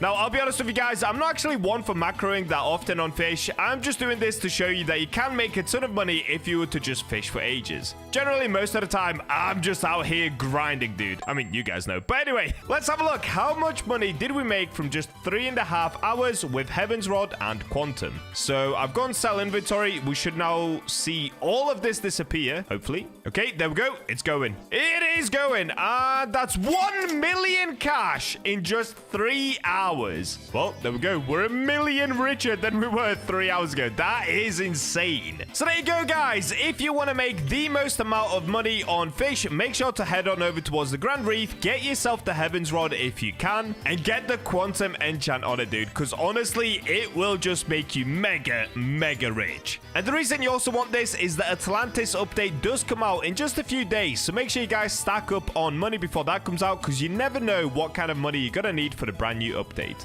And with that, I'll catch you guys in the next video. And we're in. And today, guys, I have some absolutely broken tech to show you that I literally just figured out yesterday. So what we're going to be taking a look at is basically how you can catch any fish almost instantly. And I'm not talking about the lure. I'm talking about actually catching it from when you start to reel it in. So if I quickly show you guys, for example, let's talk about the Ice Warper's rod, okay? It has a 60% look, 50% lure speed, resilience 20%, control 0.15. And when we come over here, if we try to catch a fish, this is what happens. You have to click shake multiple times. That's, of course, the lure speed. We all know that. But then look how long it actually takes to reel the fish in.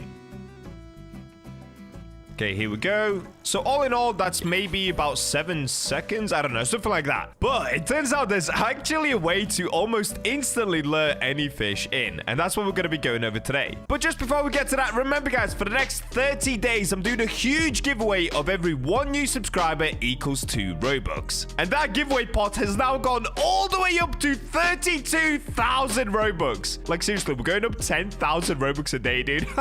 So if you'd like to become a Robux millionaire, make sure to subscribe to add to the pot and leave your Roblox usernames in the comments. All right, so first things first, we're now going to need to talk about a few rods in the game that have a really unique passive ability. And the one I'm looking at specifically at first is actually going to be this one, the Voyager rod. So with this rod, the lure speed is 25%, the luck is 85%, control is 0, resilience 10%, and max kilogram is infinite. Now, 2 things. First of all, the rod from its stats actually doesn't seem that great. And secondly, you're probably thinking, wait, Bacha, when did you actually get this rod? Well, that will be coming out in a video very shortly. It's just taken a really long time to edit because it took me 19 hours to record that video. So with this rod, if you guys didn't know, one of the passive abilities, if we actually just take another quick look, it says a rod forged by an ancient civilization capable of mass destruction. All fish have a 25% chance to be fossilized and then lasers fish with an orbital cannon. So what this means is every time you go to try and pull a fish in, this will happen. So you have to, of course, shake to lure the fish in. Okay, and once we've done that, this is what happens.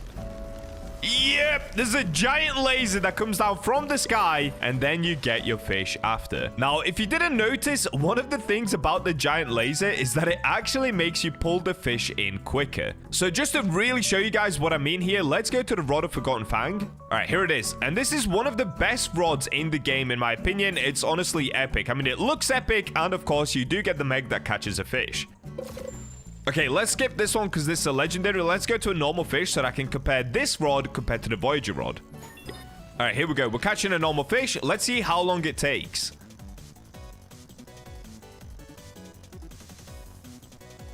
And there it is. And that was for the sweet fish. Now, let's do the exact same thing with the Voyager rod. And I'm going to put the Voyager rod above the rod of Forgotten Fangs so you can see a great comparison. All right, so here we're catching a sweet fish. And just take a look at this. Because of the laser, you actually catch this fish way quicker.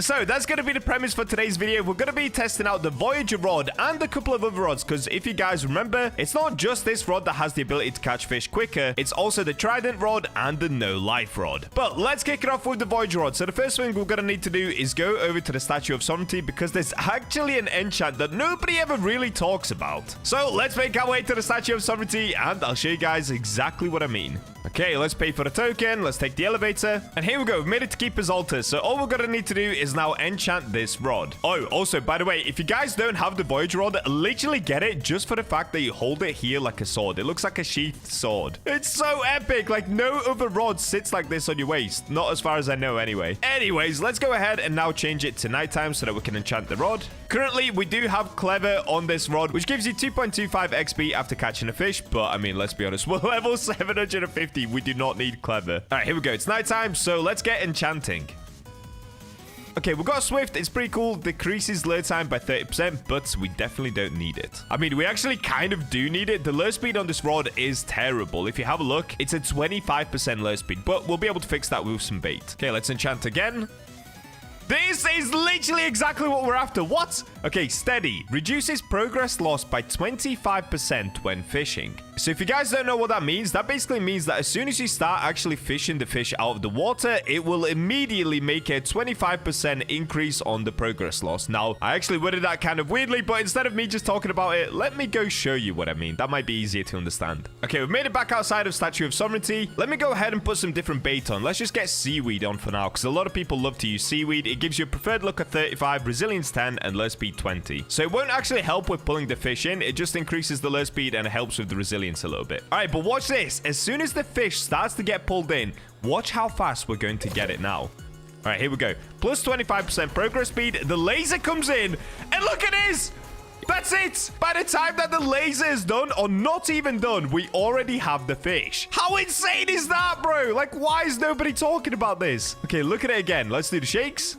And now watch this. We've got a swordfish. Okay, I'm not getting it as a perfect catch. I kind of messed up myself there. But boom, dude! That's it! We already got the sailfish, not swordfish. It is so quick, especially if you can master the laser. Like, when it's wobbling around, if you can still get it as a perfect catch. This rod is insane! Let's go again. All right, here we go. And there's the laser. As soon as the laser ends, or not even ends, we've already got the fossilized mackerel. Oh yeah, that's the other thing. There's a 25% chance of every fish being fossilized. And if you guys have never caught fossilized before, they look so cool, honestly. They have like this weird writing around them. I love the fossilized mutation. I think it's one of the best. It's kind of like sunken, but I still don't have the sunken rod, so I've got nothing to compare it to. All right, so now that we know that you can lure in fish mega fast, probably the next thing on everyone's mind is, wait, what if you try to get a megalodon and lure it in super quickly? Well, you guessed correctly. That's exactly what we're going to be doing, guys. So let's get on the Batchamobile. This thing is absolutely epic. And let's make our way to ancient Islay.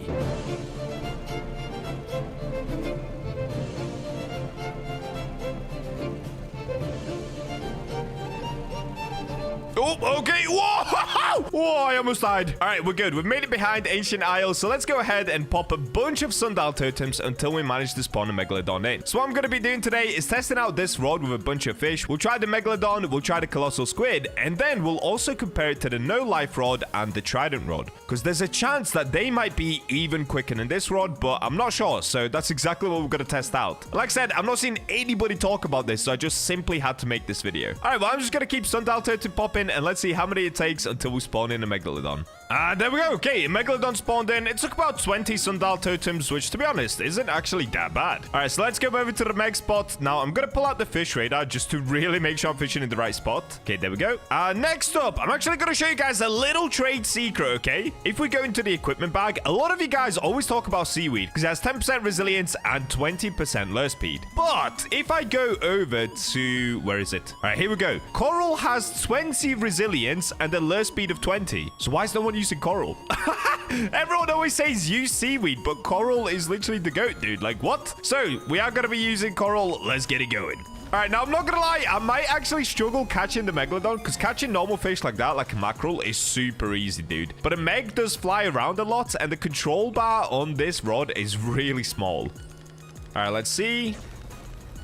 Oofed.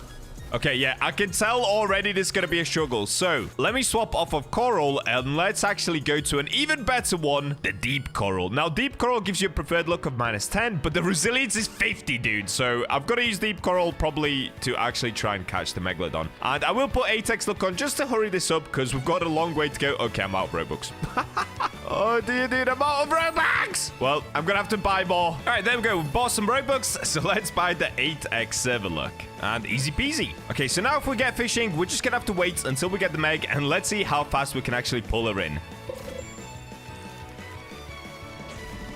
Oh my days, dude. Look how quick this is. It's insane. Okay, that was a fossilized dolphin, dude. Like, what? A dolphin normally takes a little while, but that was so quick.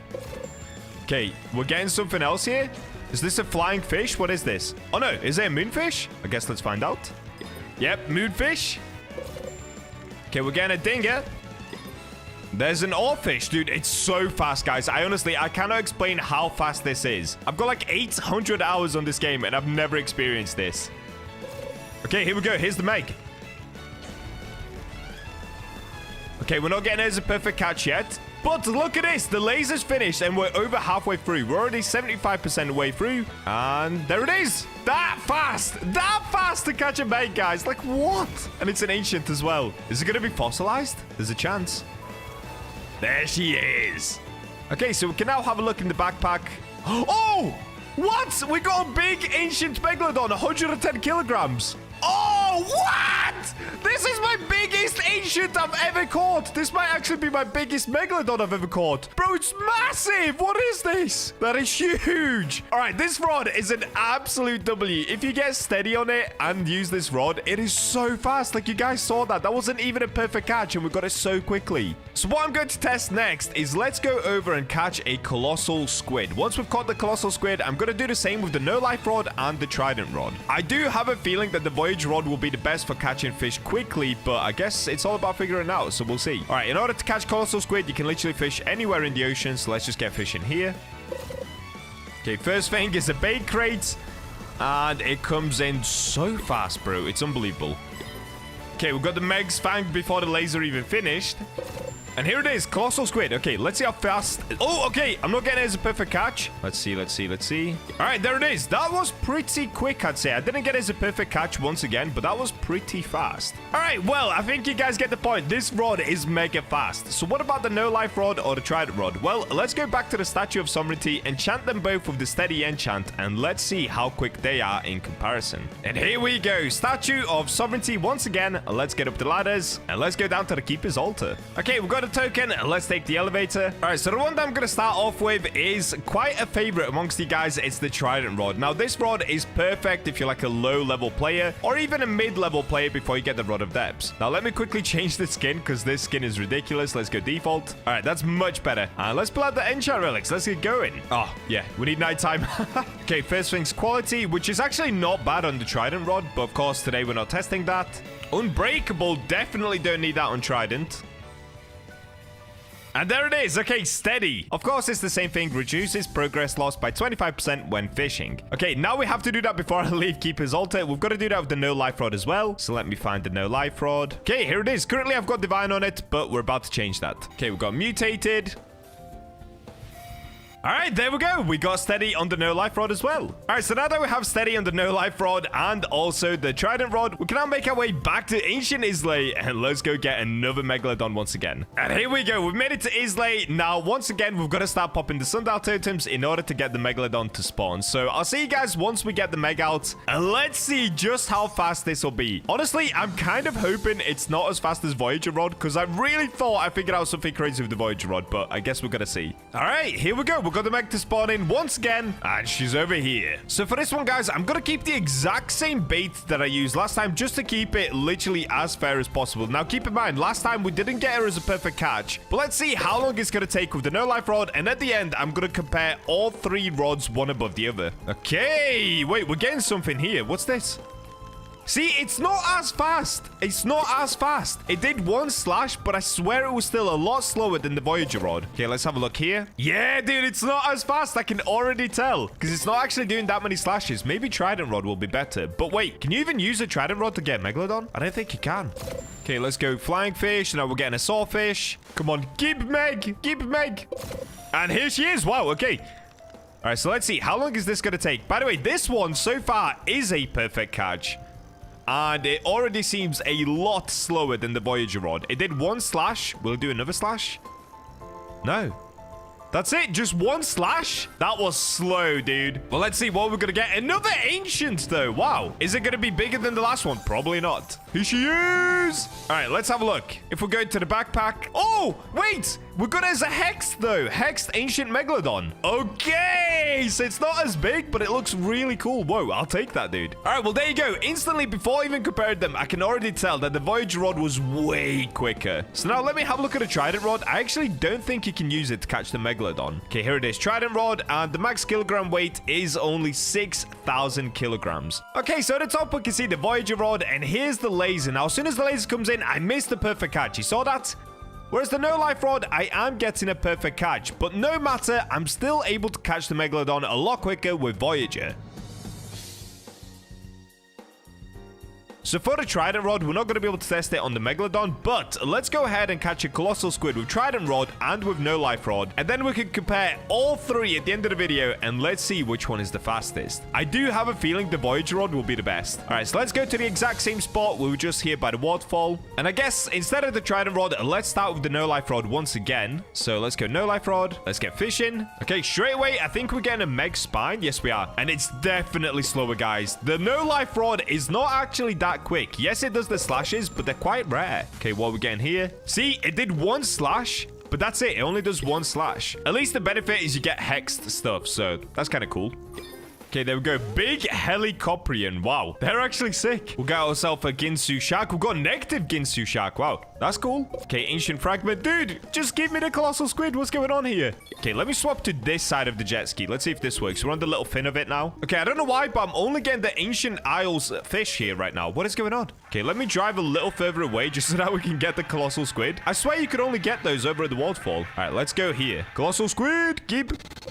All right, here it is. Colossal Squid. Minus 44% progress because we have the steady enchant.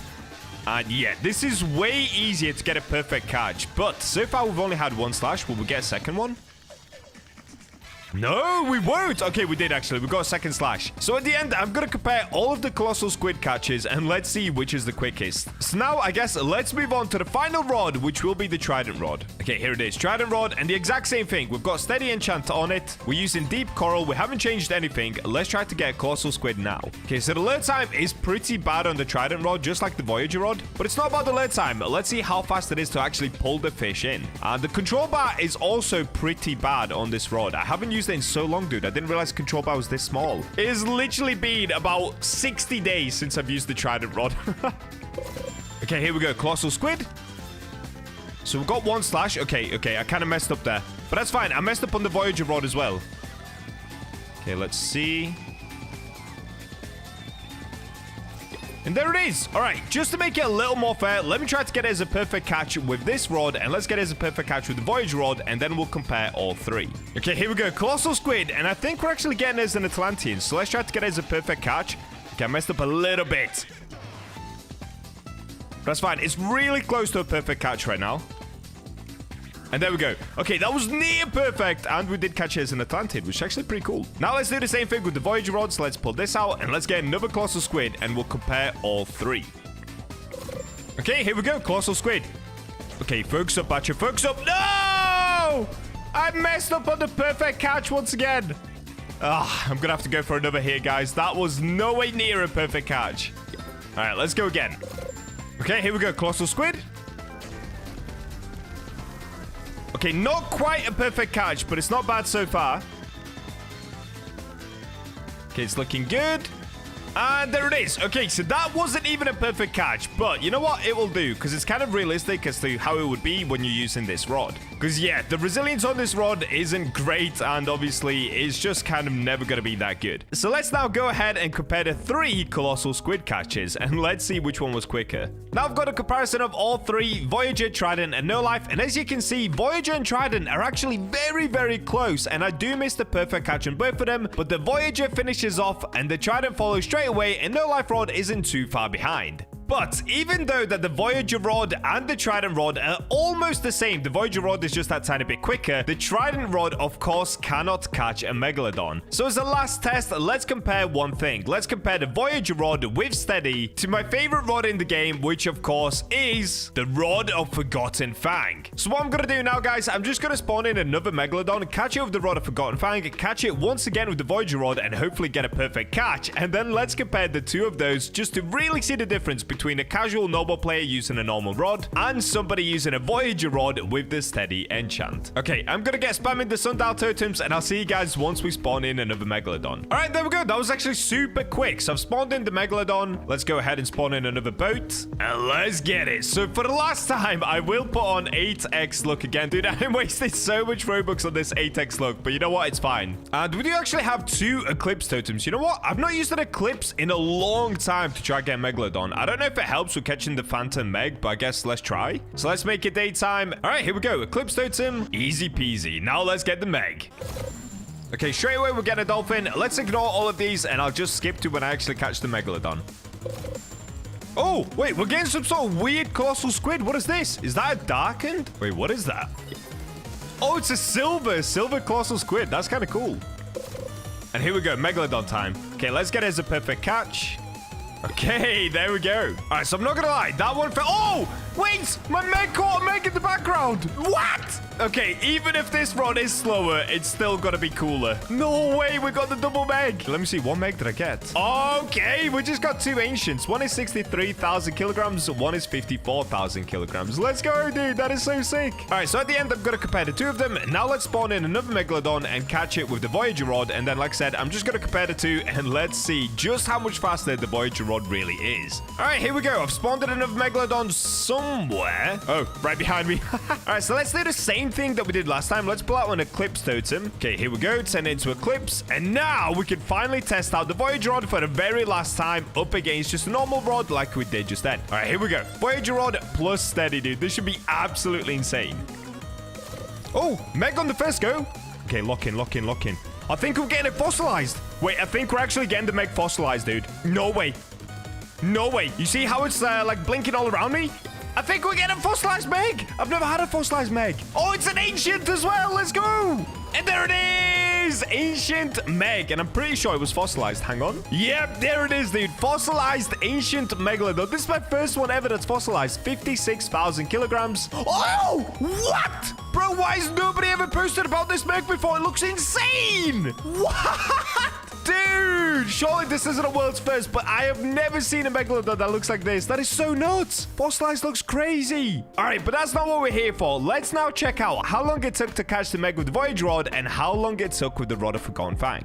On this very last one, this is the clear difference between using Voyager with Steady compared to just a normal rod without the Steady enchant. As you can see, the Voyager rod is just about done already, and if we take a look at a Forgotten Fang at the bottom, it's not even halfway yet. So I'm gonna let this play out for you guys and just wait and see how long it takes to catch.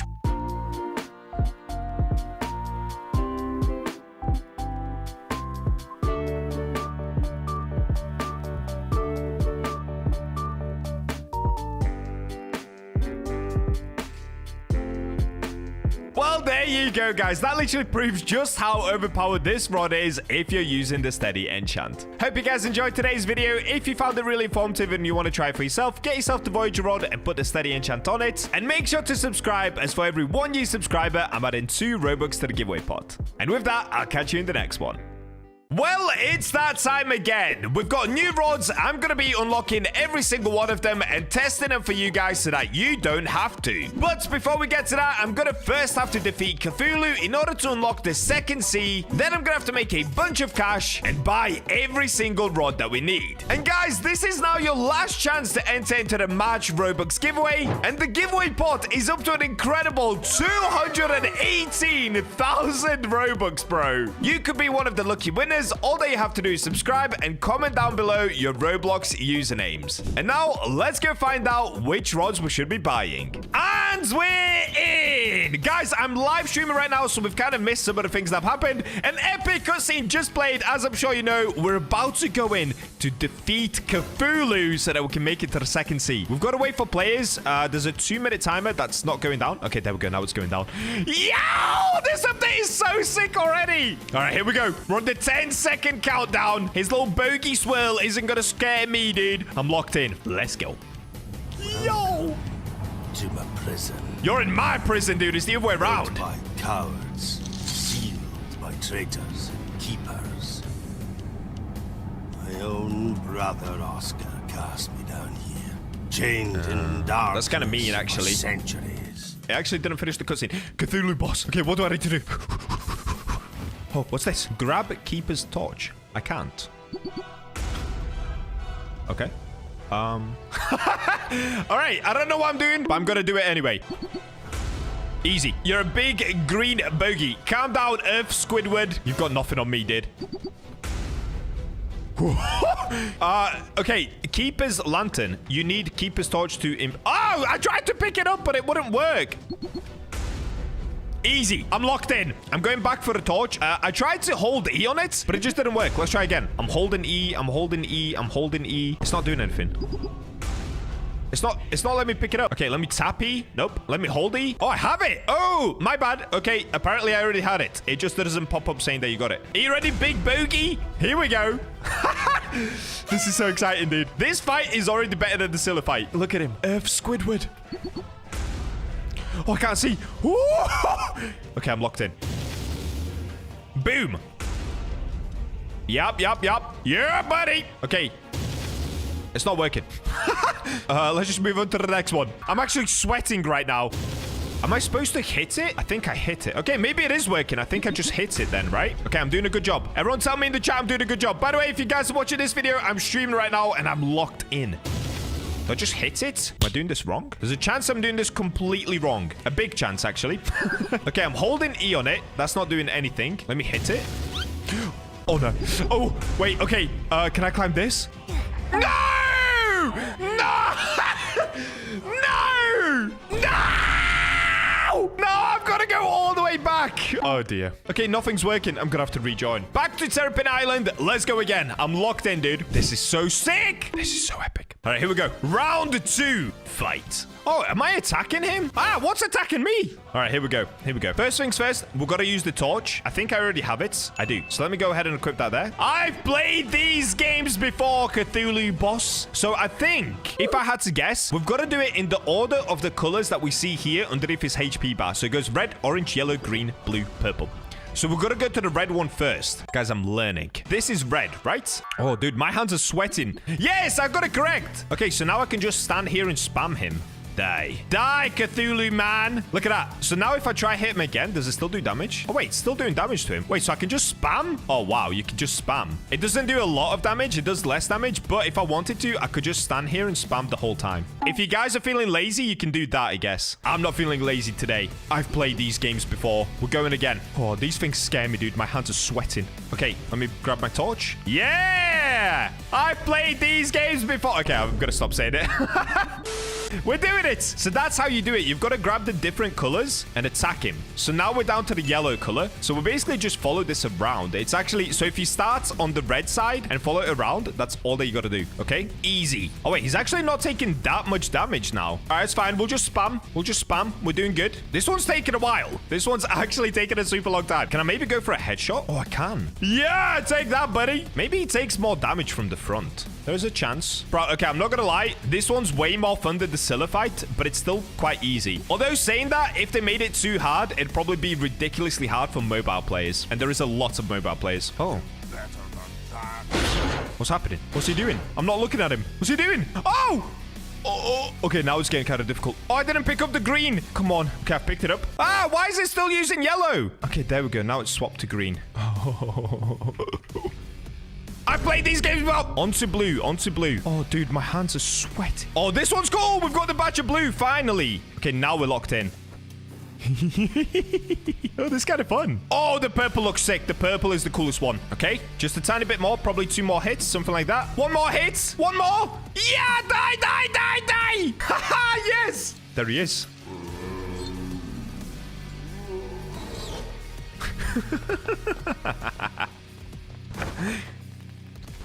Oh, they're all following him. Oh, they're like cult leaders, right? They're like a Cthulhu cult. There we go. We've unlocked the second sea. Yo, we made it, guys. The second sea. Yippee. All right, so I've actually spawned in with a bunch of other people as well. This is the second sea. These are the change logs. So we've got Cthulhu boss fight. Max level in second sea is now 2,500. More than 7 new rods with some amazing new passives. 7 new islands. 100 plus new fish. Plenty of cutscenes to learn more about our lore. Sea Leviathan. New quests, a new cursed egg, new cosmetic crates purchasable for cash. Oh, cosmetic crates are cool. New rods, boats, bobbers, plenty of other hidden features in the second sea. Whoa, whoa, whoa, whoa, whoa, whoa, whoa, whoa, whoa. Okay, that is epic, dude. Oh, you do start with a new rod. Equipment. Oh, that is so sick. Okay, if you want to use your old rods here, you can.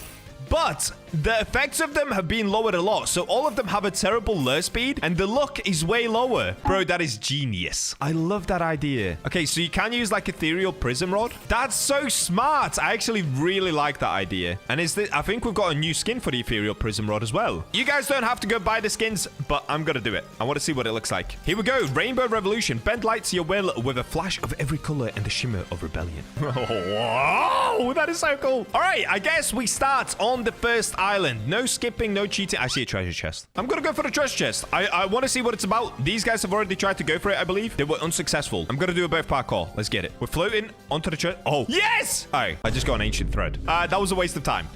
Oh, they gave us double server look for 1 Robux. It's like a little sorry for doing pay to win. Wait, okay, let me put an 8x luck for these guys. Enjoy it. I did it with 1 Robux. Let me go ahead and get the new jet ski. All right, let's fish with the adventurer's rod. So 1, 2, 3, 4, 5, 6, 7, 8, 9, 10. Okay, it's about 10 shakes. Yes, they finally fixed the control bars. They finally made fish harder to play again. Oh, dude, this is such a W update, man. I love it. Master of the Waters. Okay, new title received. Oh, guys, I'm level 2,297 already. Wait, am I going to be max level? Please don't put me max level. Please don't put me at max level. The next day. And I'm back. All right, guys. So for me, it's actually now the next day. I ended up grinding a little bit after the stream so that I can make enough money to buy all of the rods. At least I think I have enough for all of the rods now. Now, if we take a look at my backpack, what I used to get money was still the ethereal prism rod. Yes, it has terrible lure now, but the luck is still high. And of course, I can make decent money. When you come to the second sea, you already get the adventurer's rod. So let's start with the first rods, which is going to be, what's the name of this place? Waveborn? Yeah, Waveborn. So the first rods that you get here are Wildflower, which is actually the cheapest rod that you can buy. It only costs 7,000 credits. So let's go ahead and get this one. Let's get this one, the Firefly rod. And there's one more as well. If you come this way next to the pond, you'll be able to find this one, the Frog rod. There it is. All right, so I guess let's start by testing all 3 of those rods just to find out what they actually do. So kicking off with the first one, we've got the Wildflower rod. The stats are lure speed is 30%, luck is 55%, control 0.07, resilience 12%, and max kg 700 kilograms. All right, so at face value, the rod doesn't sound great, but let's have a look.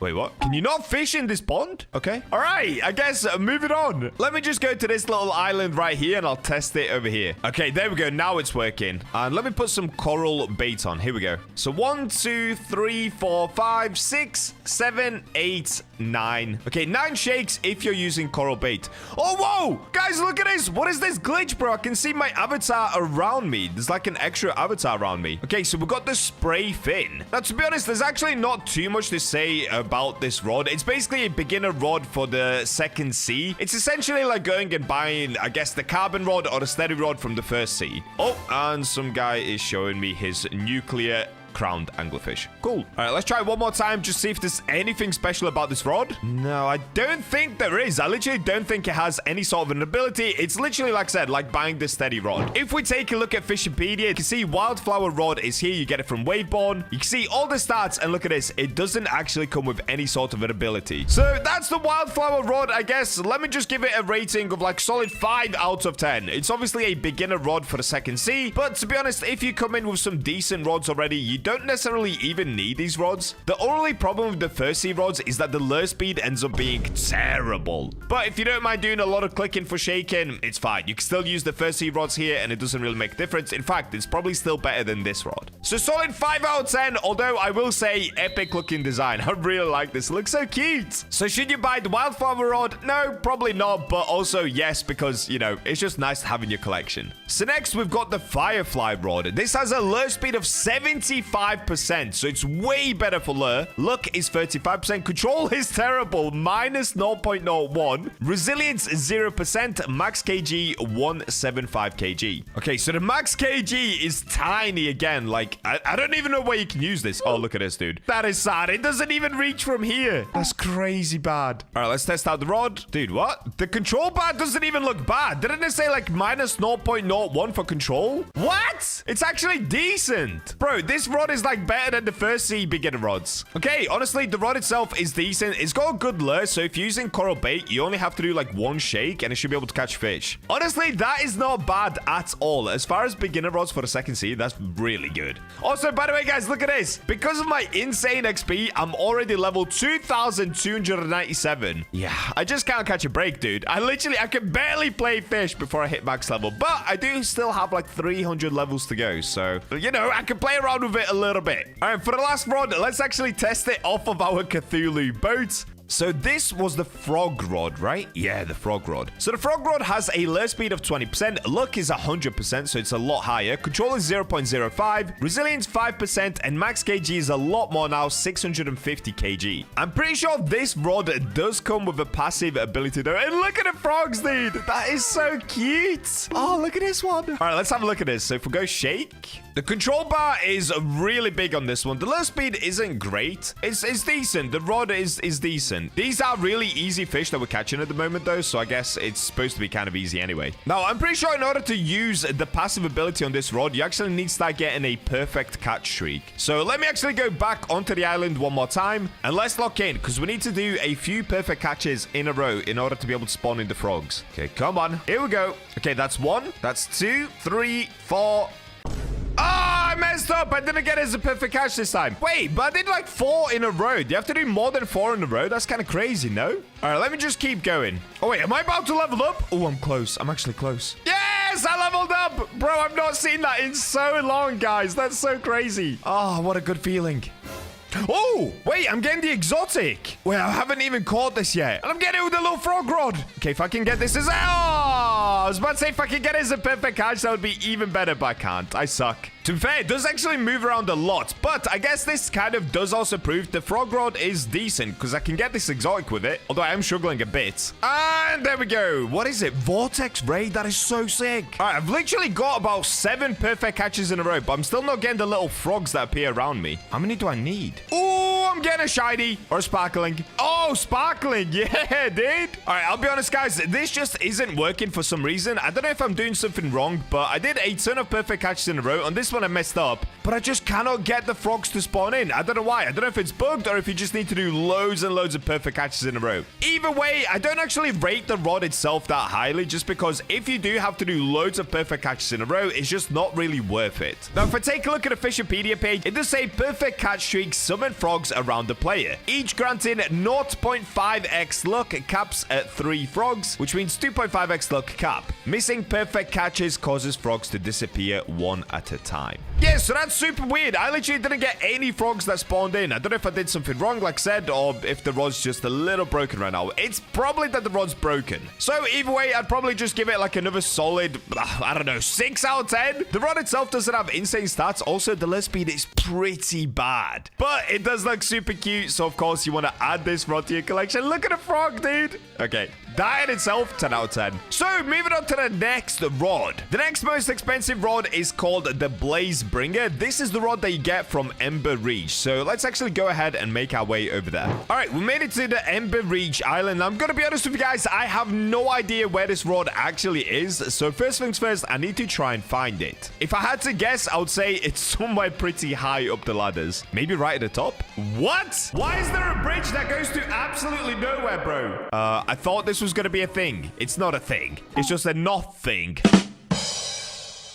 All right, let me get this way. Bro, where is this rod? Oh, wait, I know where it is. I know where it is. Okay, if you go by the center lake, so the main lake over here, you'll be able to find the rod propped up just against these barrels right here. How did I forget about that, dude? I've literally seen this before. Okay, so this one is called the Blazebringer rod. It costs 70,000 credits. So let's go ahead and buy it. Okay, so the stats, what? Lure speed, 10%. Look, 90%. Control, 0.15. Resilience, 8%. Max kg, 5,000. This rod sounds like it sucks. What? I mean, the max kg is better, but other than that, it does not sound good at all. So my theory on this, guys, is that Fisch have just introduced these new rods for the second sea. The more updates we get on second sea, the better the rods will get. The reason all the rods seem like they suck on stats is just because, I mean, let's be honest. In the first sea, the rod stats started getting a little ridiculous. Like, once again, if I look at Ethereal Prism Rod, oh, this isn't going to show the true stats. But you guys know yourself, the stats on every rod just kept getting higher and higher and higher, that it almost made Fisch a little too easy, in my opinion. So the fact that they've kind of descaled all of the rods and kind of made them a lot worse, in my opinion, it's better because you get a better fishing experience. Now, I know a lot of players aren't going to agree on that, and they're probably going to think it's just kind of like a downgraded version of every rod we already had. But in my opinion, it kind of brings us back to that OG fishing where you actually just jumped on to do some casual fishing with friends, and then you can just use the fish to kind of flex on other people and just show off a cool new rod you've got. You know, I like it. Personally, I genuinely really like this update so far. Let's have a look at this rod itself, though. The control bar is massive, so that's one benefit. Question is, does it have a passive?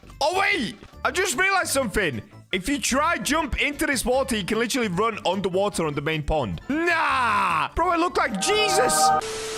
Okay, I guess the second sea is a little buggy. That's crazy. And I've just taken a look to see if the rod has any sort of passive ability. And look at this, guys. Apparently, after 10 perfect catches, it gives a 15% for Ember, which is a 3x value. It also gives 10% for Cracked, which is a 3x value, and 10% luck after 25 perfect catches. It gives 100% for Ember, 5% for Ember Flame, and 25% luck. All right, so I guess I need to lock in. I need to do 25 perfect catches in a row. Bro, that is a big ask. That is a huge ask. Well, if there's anyone that's up for this challenge, it's gonna be me. All right, let's count them. This is 1.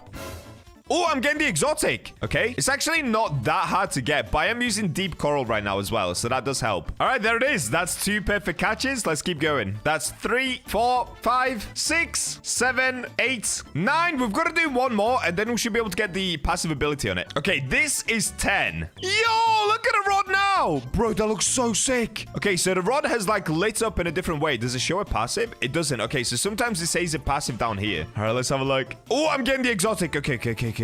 All right, there's the exotic. I don't think I got in any sort of mutation. No, I didn't. Oh, it looks like we're being spotted. Okay, I've lost count. I think that's 13 perfect catches. Can you unblock me? Yes, guys, I'll unblock everybody that I blocked on stream. I'll literally do that today. Don't worry, guys. Okay, that's 14. Wait, is that the new mutation? Oh, no, it's darkened. I actually thought I got it, dude. Oh, man. You know what's funny, though? I can stand in the middle of the lake to fish. Like, look at this. What is this, bro? This is insane. Oh, it looks like all the fans have spotted me. They found me. They found me, guys. We're swarmed. We're actually swarmed. Okay, I think this is going to be 15 or 16. Something like that. All right, let's call this 16, 17, 18...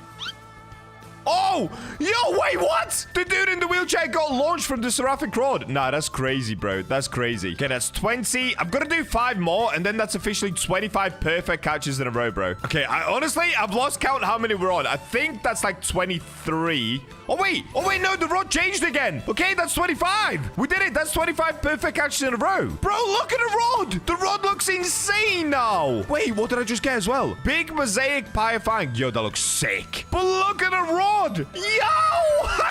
No, that actually looks nuts. The only thing is, I haven't gotten any sort of mutation so far. So the rod itself looks a lot different, but I haven't managed to catch a mutation with it. So it says that there's a 15% chance of catching the Ember mutation and a 10% chance of getting cracked. But now that we've got it up to the level 25 rod, or like, you know, the 25 catches in a row, it's supposed to be a 100% chance of Ember, but I don't think it's working. Oh, wait, it is working, right? Or is that just what it's called? Is it just called Ember? Let me have a look. Oh, it is. Okay, so these are just Ember fish. This is the Ember mutation. Oh, but it doesn't have a mutation. Oh, okay. They've just messed up where the mutation isn't in the game yet. All right, I get it. But at least it does work. So once they fix that bug, once there's an actual, like, looking visual mutation in the game, you're going to have a 100% chance of getting it. Bro, that's kind of sick. I'm not going to lie. 100% chance of getting a mutation with a rod is nuts. All you've got to do is get 25 perfect catches in a row. Now, there is a 5% chance that I get one called Ember Flame. So let's keep going until I manage to get that one. That's now the rarest mutation in the game alongside Tentacle Surge with the Kraken Rod. But this one arguably is even harder to get because first, before you can even get it, you need to do 25 perfect catches in a row. That's kind of crazy. I'm not going to lie. That is kind of crazy. Oh, wait, what? Some dude's got a tree. Okay, we'll get to that rod in a second. A guy has literally just spawned a tree in. Oh, wait, apparently I've got an Ember Flame on. I just didn't realize. Okay, Ember Flame Pyre Fang. Let's have a look at this. Does it even look any different? Is it purple? Is that the only difference? So if I have a look at a normal Pyre Fang, it's supposed to look like this. Okay, this is what it's meant to look like. All gray with kind of the orange. Then I've got an Ember Pyre Fang. Does that look any different? Okay, see, Ember looks exactly the same. The mutation doesn't look any different, which is a shame. But then we do also have the Ember Flame. Oh, yeah, dude. Wait, that actually looks sick. That looks way better. It makes it like this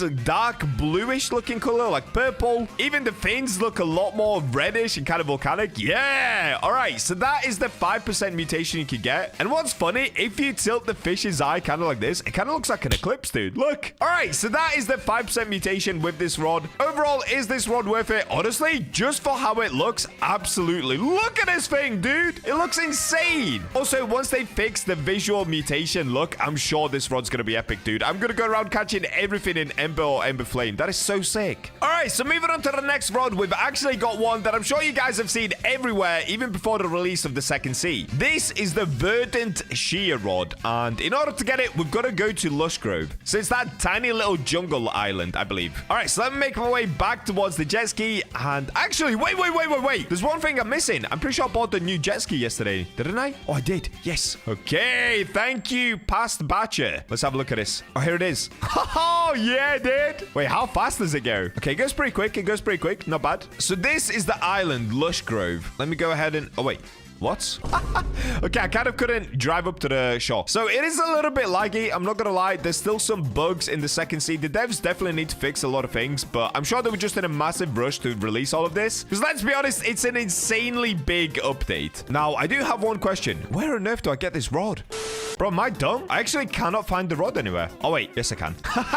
Okay, it's here. All right, so if you guys basically pull up to the main part of the island, the shipwright is right there. Just turn left. You come up here towards the merchant. Wait, does the merchant sell anything? I'd like to buy a fishing rod. You're in luck. To my right is a handful. Have a peek, and hopefully you find one that suits you. To your right? There's just one rod, bro. You said there's a handful. Okay, that's fine. So this is the Verdant Shear Rod. It costs 100,000 of the new credits. Oh, yeah. These are starting to look like better stats, dude. Let's go ahead and buy this. So the reason everyone was kind of raving on about this rod is because apparently it comes with 3 different passive mutations. Yo, look at this rod, bro. What a sick design. It kind of looks like the ancient Isle design mixed in with, like, obviously giant shears. It's basically kind of like the no life rod, but ancient Islay style. Does that make any sense? I hope it does. Now, let me see. Can I fish in this, like, middle river? Oh, I can. Okay. So before we start, let me take a look at the passives. All right, so here it is. Verdant Shear Rod. It has a 10% chance to grow a tree during the day, which lasts 1 minute, and it gives a chance to catch Mother Nature, Green Leaf, or Brown Wood mutation. All are a 3x value. Let's try this. So I'm out here trying to grow trees nowadays, apparently. Now, this time, I can go back to coral. I don't have to use deep coral just because we don't have to do perfect catches with this one. It's just a 10% chance every time I catch a fish that a tree is going to spawn in. That's so crazy.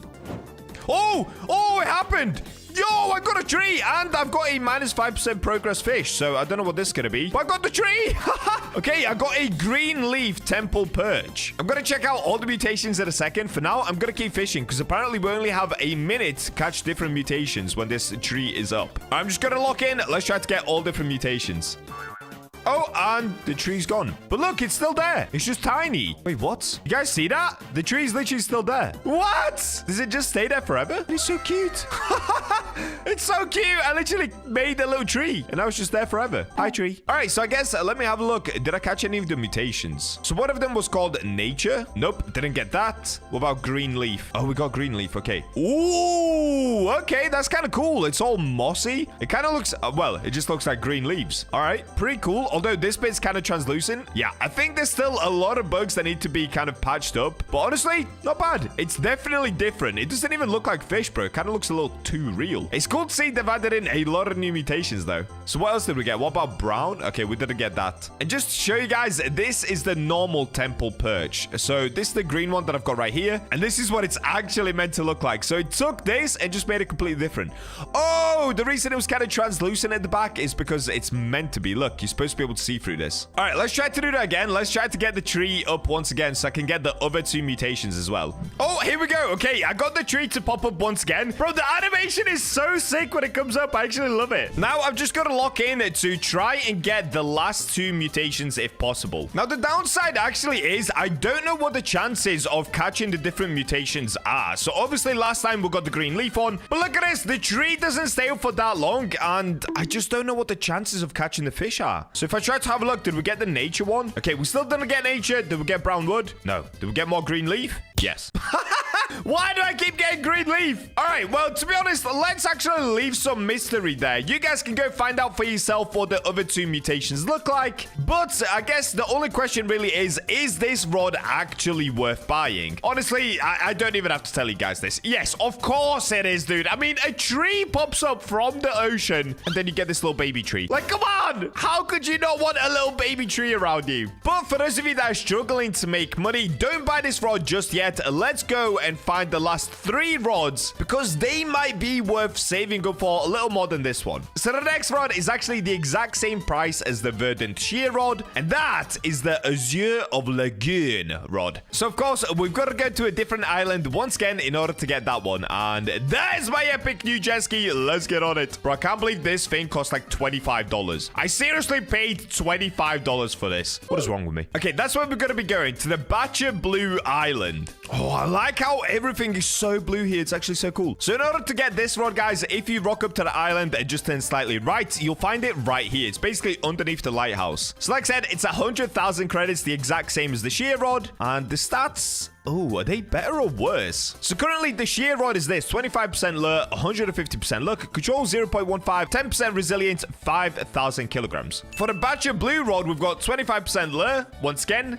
a lot less luck, only 105% luck. Control is minus 0.01. Resilience is crazy, though. 55% and 100,000 kilograms. Okay, so it's kind of balanced out pretty evenly. Look how sick that looks, though. Bro, that looks so good with my avatar. All right, let's get fishing here and see what this rod is all about. Ooh, wait, is that me? Oh, it does slashes. It does epic slashes, bro. What? Look at it. Yo, that looks so nice. The blue looks insane. Also, what is that? Oh, it's a glimmer guppy. Hey, little guppy. All right, so I'm actually just having a look at the Azure of Lagoon rod, and it does say chance to stab fish during reeling adds progress to the progress bar. All right, so to be honest, I actually don't need to do that much fishing with this rod in order for you guys to understand what it does. It literally just does slashes. It's the exact same as like no life rod, Scylla rod, and the Trident rod. It's the exact same thing. So this is now the 4th rod, which has the slashing effect. Although I will say, this one just looks so sick, dude. It kind of reminds me of the Wisdom rod, the way that it curls around, but it's in BachaBlox. Like, come on. That is a W. Also, the slash down here in the light blue. Ah, that looks nice, dude. That looks so sick. All right, to be honest, we're just going to leave it there for this rod. Overall, not a bad rod. The resilience is crazy high, and the slashes just make it so that you don't actually need that big of a control bar because we we have high resilience, we've got slashes. It makes it super easy to catch fish. To be honest, I would say this rod is probably even more worth it than the shear rod. The only difference is you don't get a mutation with this rod. So get the shear rod if you want epic mutations. Get this rod if you're looking for speed. And now we're moving on to the best current rods at Second Sea. These are classified as the stage 3 rods, and they do up in price by quite a bit. So the first one is going to be called Free Spirit Rod. Now this one is over at Isle of New Beginnings. So let's get on the jet ski and make our way to the second Isle in the game. Dude, I'm so happy they added in another Isle. Now I can annoy even more people in the YouTube comments by saying Isle over and over again.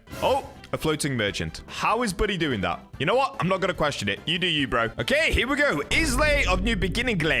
Where is this rod? Oh, of course. Yes, it's right here. So this is the Free Spirit Rod. If you guys didn't know, it's basically just like a skeleton's hand. As you can see, it's got little flowers on it. It's got jewels up here, and it's holding this big kind of gem at the top. It looks really sick, but is it actually going to be as good as it looks? I don't know, because I can't buy it. Hey, buddy, can you help me buy this rod? All right, for some reason, I literally cannot buy it. I might have to rejoin the server. Yeah, let's do that. Oh, yo, somebody's parked up their speed racer. Okay, Mr. Rich. That's like a Lamborghini. All right, if I come to the rod again, we're in a brand new server now. Let's have a look. Oh, I can't buy it. Am I doing something wrong? Okay, I'm going to leave that rod for now. Let's move on to the final rod, and then I'll try to come back to this one. Maybe you have to complete like an angler quest to get it. I have no idea. Should I try to talk to the merchant? I'd like to buy a fishing rod. To my right is a handful of the Isle rods. Have a peek, and hopefully you find one that suits you. Yeah, bro, I'm trying, dude. Okay, I think that one's bugged, but what I can do is go over the stats for you guys. It looks really, really good. I wish I could test it in the video. I don't know why it's not working. Maybe I'm doing something wrong. Maybe you have to complete a quest. If I am doing something wrong, just let me know in the comments. But this is what the rod is supposed to be. So it's called the Free Spirit Rod. Of course, you get it from Isle of New Beginnings. It costs 200,000 cash, and these are the stats, guys. 25% lure, which is not great, but the luck is 150%, control is 0.15, resilience 10, and max kg is 5,000. So that in itself doesn't sound great, but then you get this. Chance to stab fish during reeling. So that's the exact same passive as the Azure of Lagoon rod, but you do also get a 20% chance to rain purple gemstones, which cause fish to be caught with bloom mutation, which is a 5x value on the fish. Bro, that sounds so epic. I want to catch a bloom. Why can't I buy it? No! That's so sad, dude. That's actually so sad. I don't know why it's not working. I think it's just bugged right now. The Second Sea seems to have a lot of bugs and glitches at the moment. I'm sure the devs are going to fix it all super soon. Or maybe, like I've said a bunch of times, maybe I'm just doing something wrong. Anyway, let's move on to the final rod. So that, of course, is going to be the one and only, the Great Dreamer Rod. This is the one that looks like Cthulhu, and I think it spawns in Cthulhu, which is kind of crazy. I think the whole idea is supposed to be, it's almost like the Rod of Forgotten Fang, where a Megalodon comes down, but instead of a Megalodon, we get Cthulhu. So to get this one, you've got to go to the Cursed Shores. So that's basically like Cthulhu's island, if you guys didn't know. If you have a look, can I get a good angle on it? There we go. There's like the statue of Cthulhu himself, which looks pretty epic. And wait, this guy's got the rod.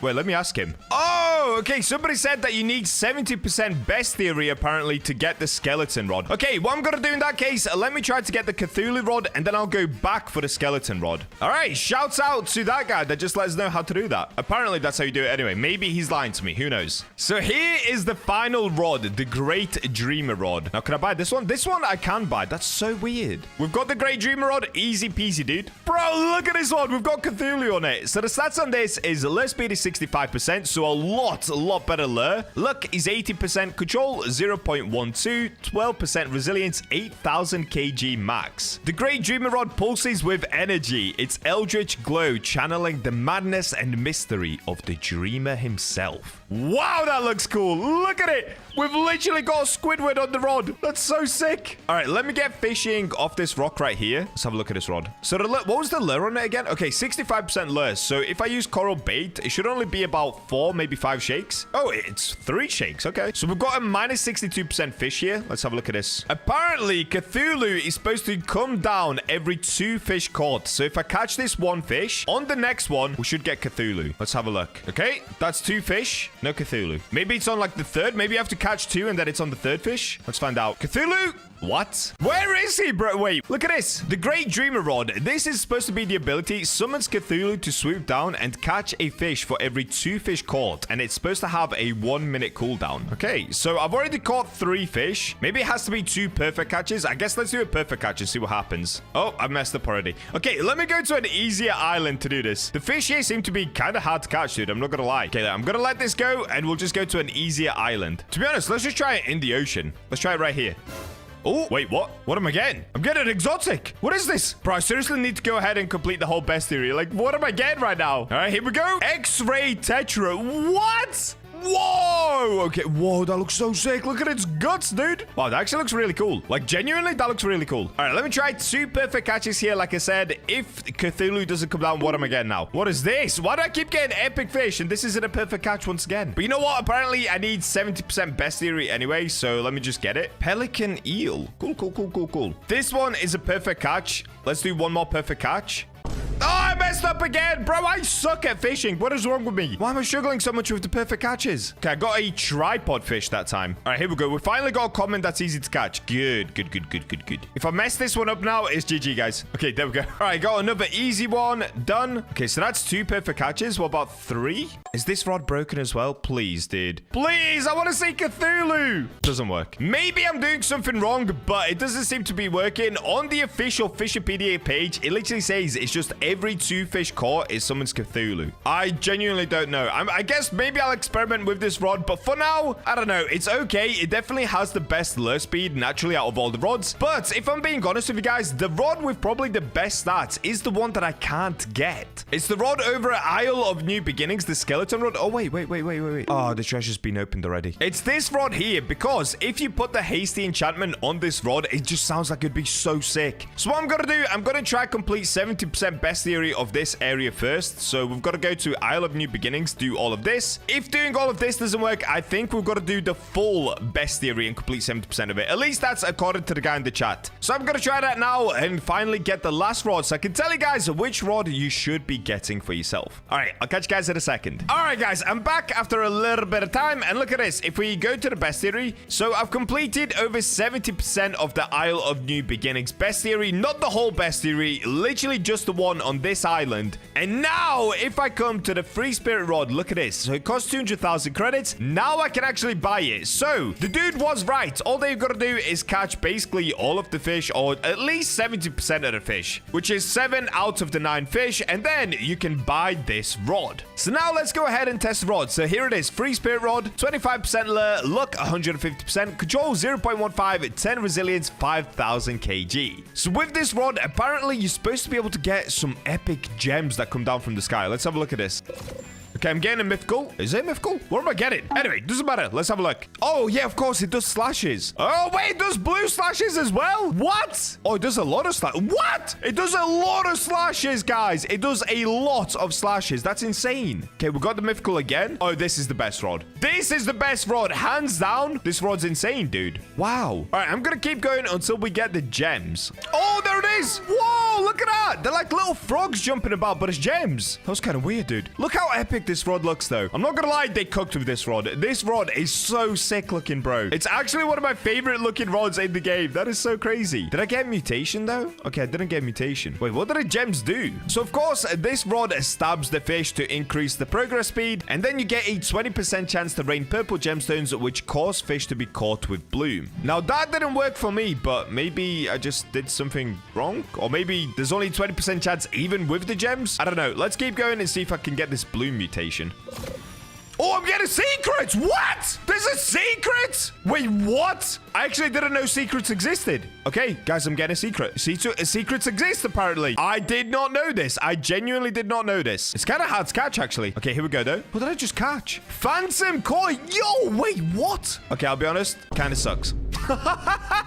What? That does not deserve to be a secret. That kind of sucks, dude. I mean, it's kind of cool, but at the same time, it looks so similar to all of the other fish here. It doesn't really look like a secret. It just looks like it could be... Dude, this could be a common. Let's be honest. This could be a common. Anyway, let's keep going until I get the bloom mutation.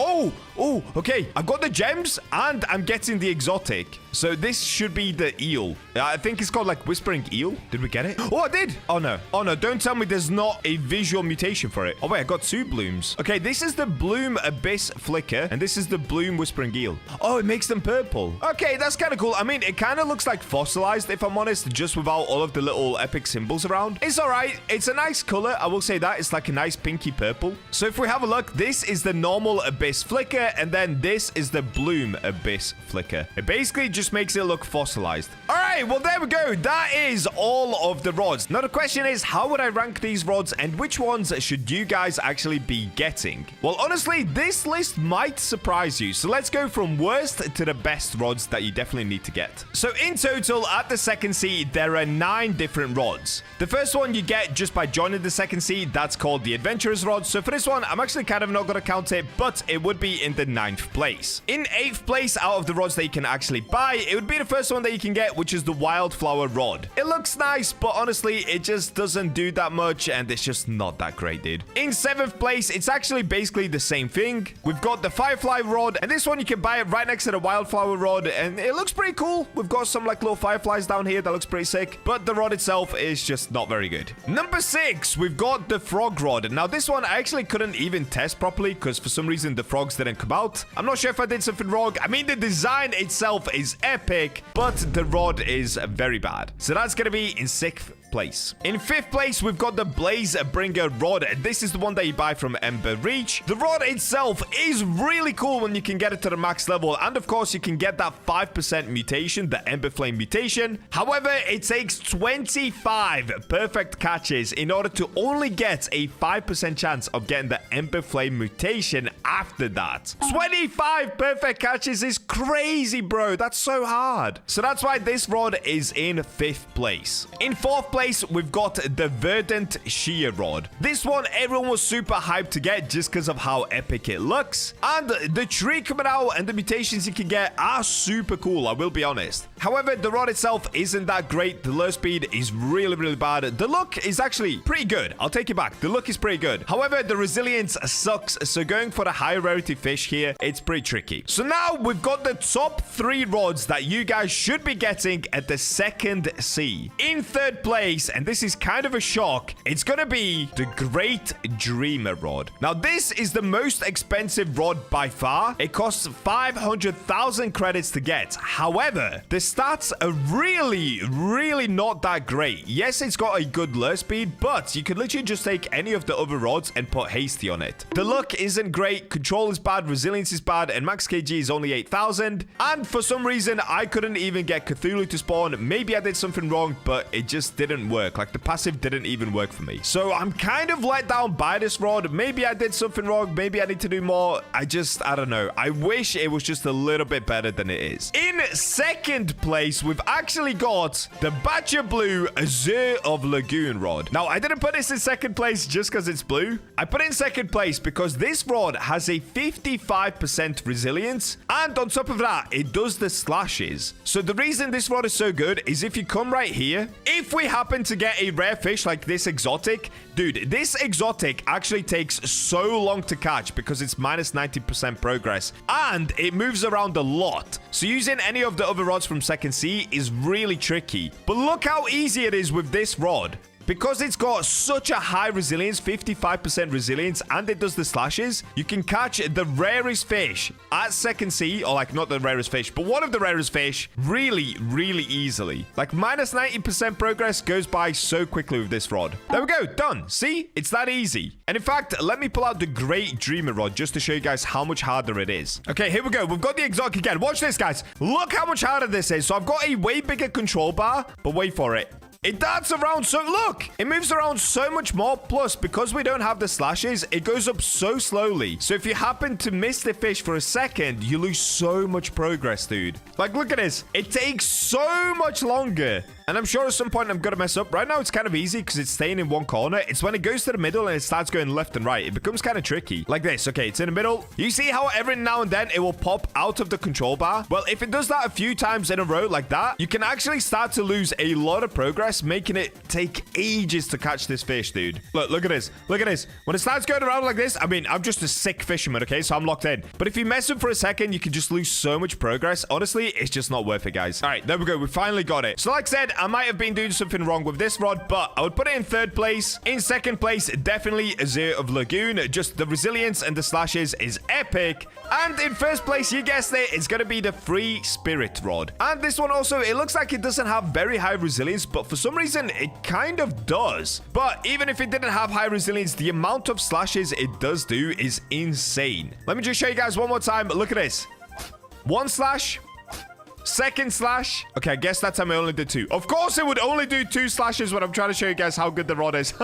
It was doing way more earlier, bro. It was doing loads of slashes. Okay, 1 slash, second slash, third slash. Okay, that time I only did 3. Anyway, you guys get the point, dude. It's just a good rod, okay? It's just a good rod, trust me. Plus, on top of that, you do get a 5x sale value if you catch the bloom mutation. So, I hope that clears up everything for you guys. Go ahead and, to be honest, just buy all the rods if you can. But if I was you, if you're going to save for any rod and then just make it easier to get more cash, get this one first. All you have to do is complete 70% of the bestiary here, and then you can buy it for 200,000 cash. Hope you guys enjoyed today's video. Make sure to subscribe for more and join my Discord down below. I'll catch you in the next one.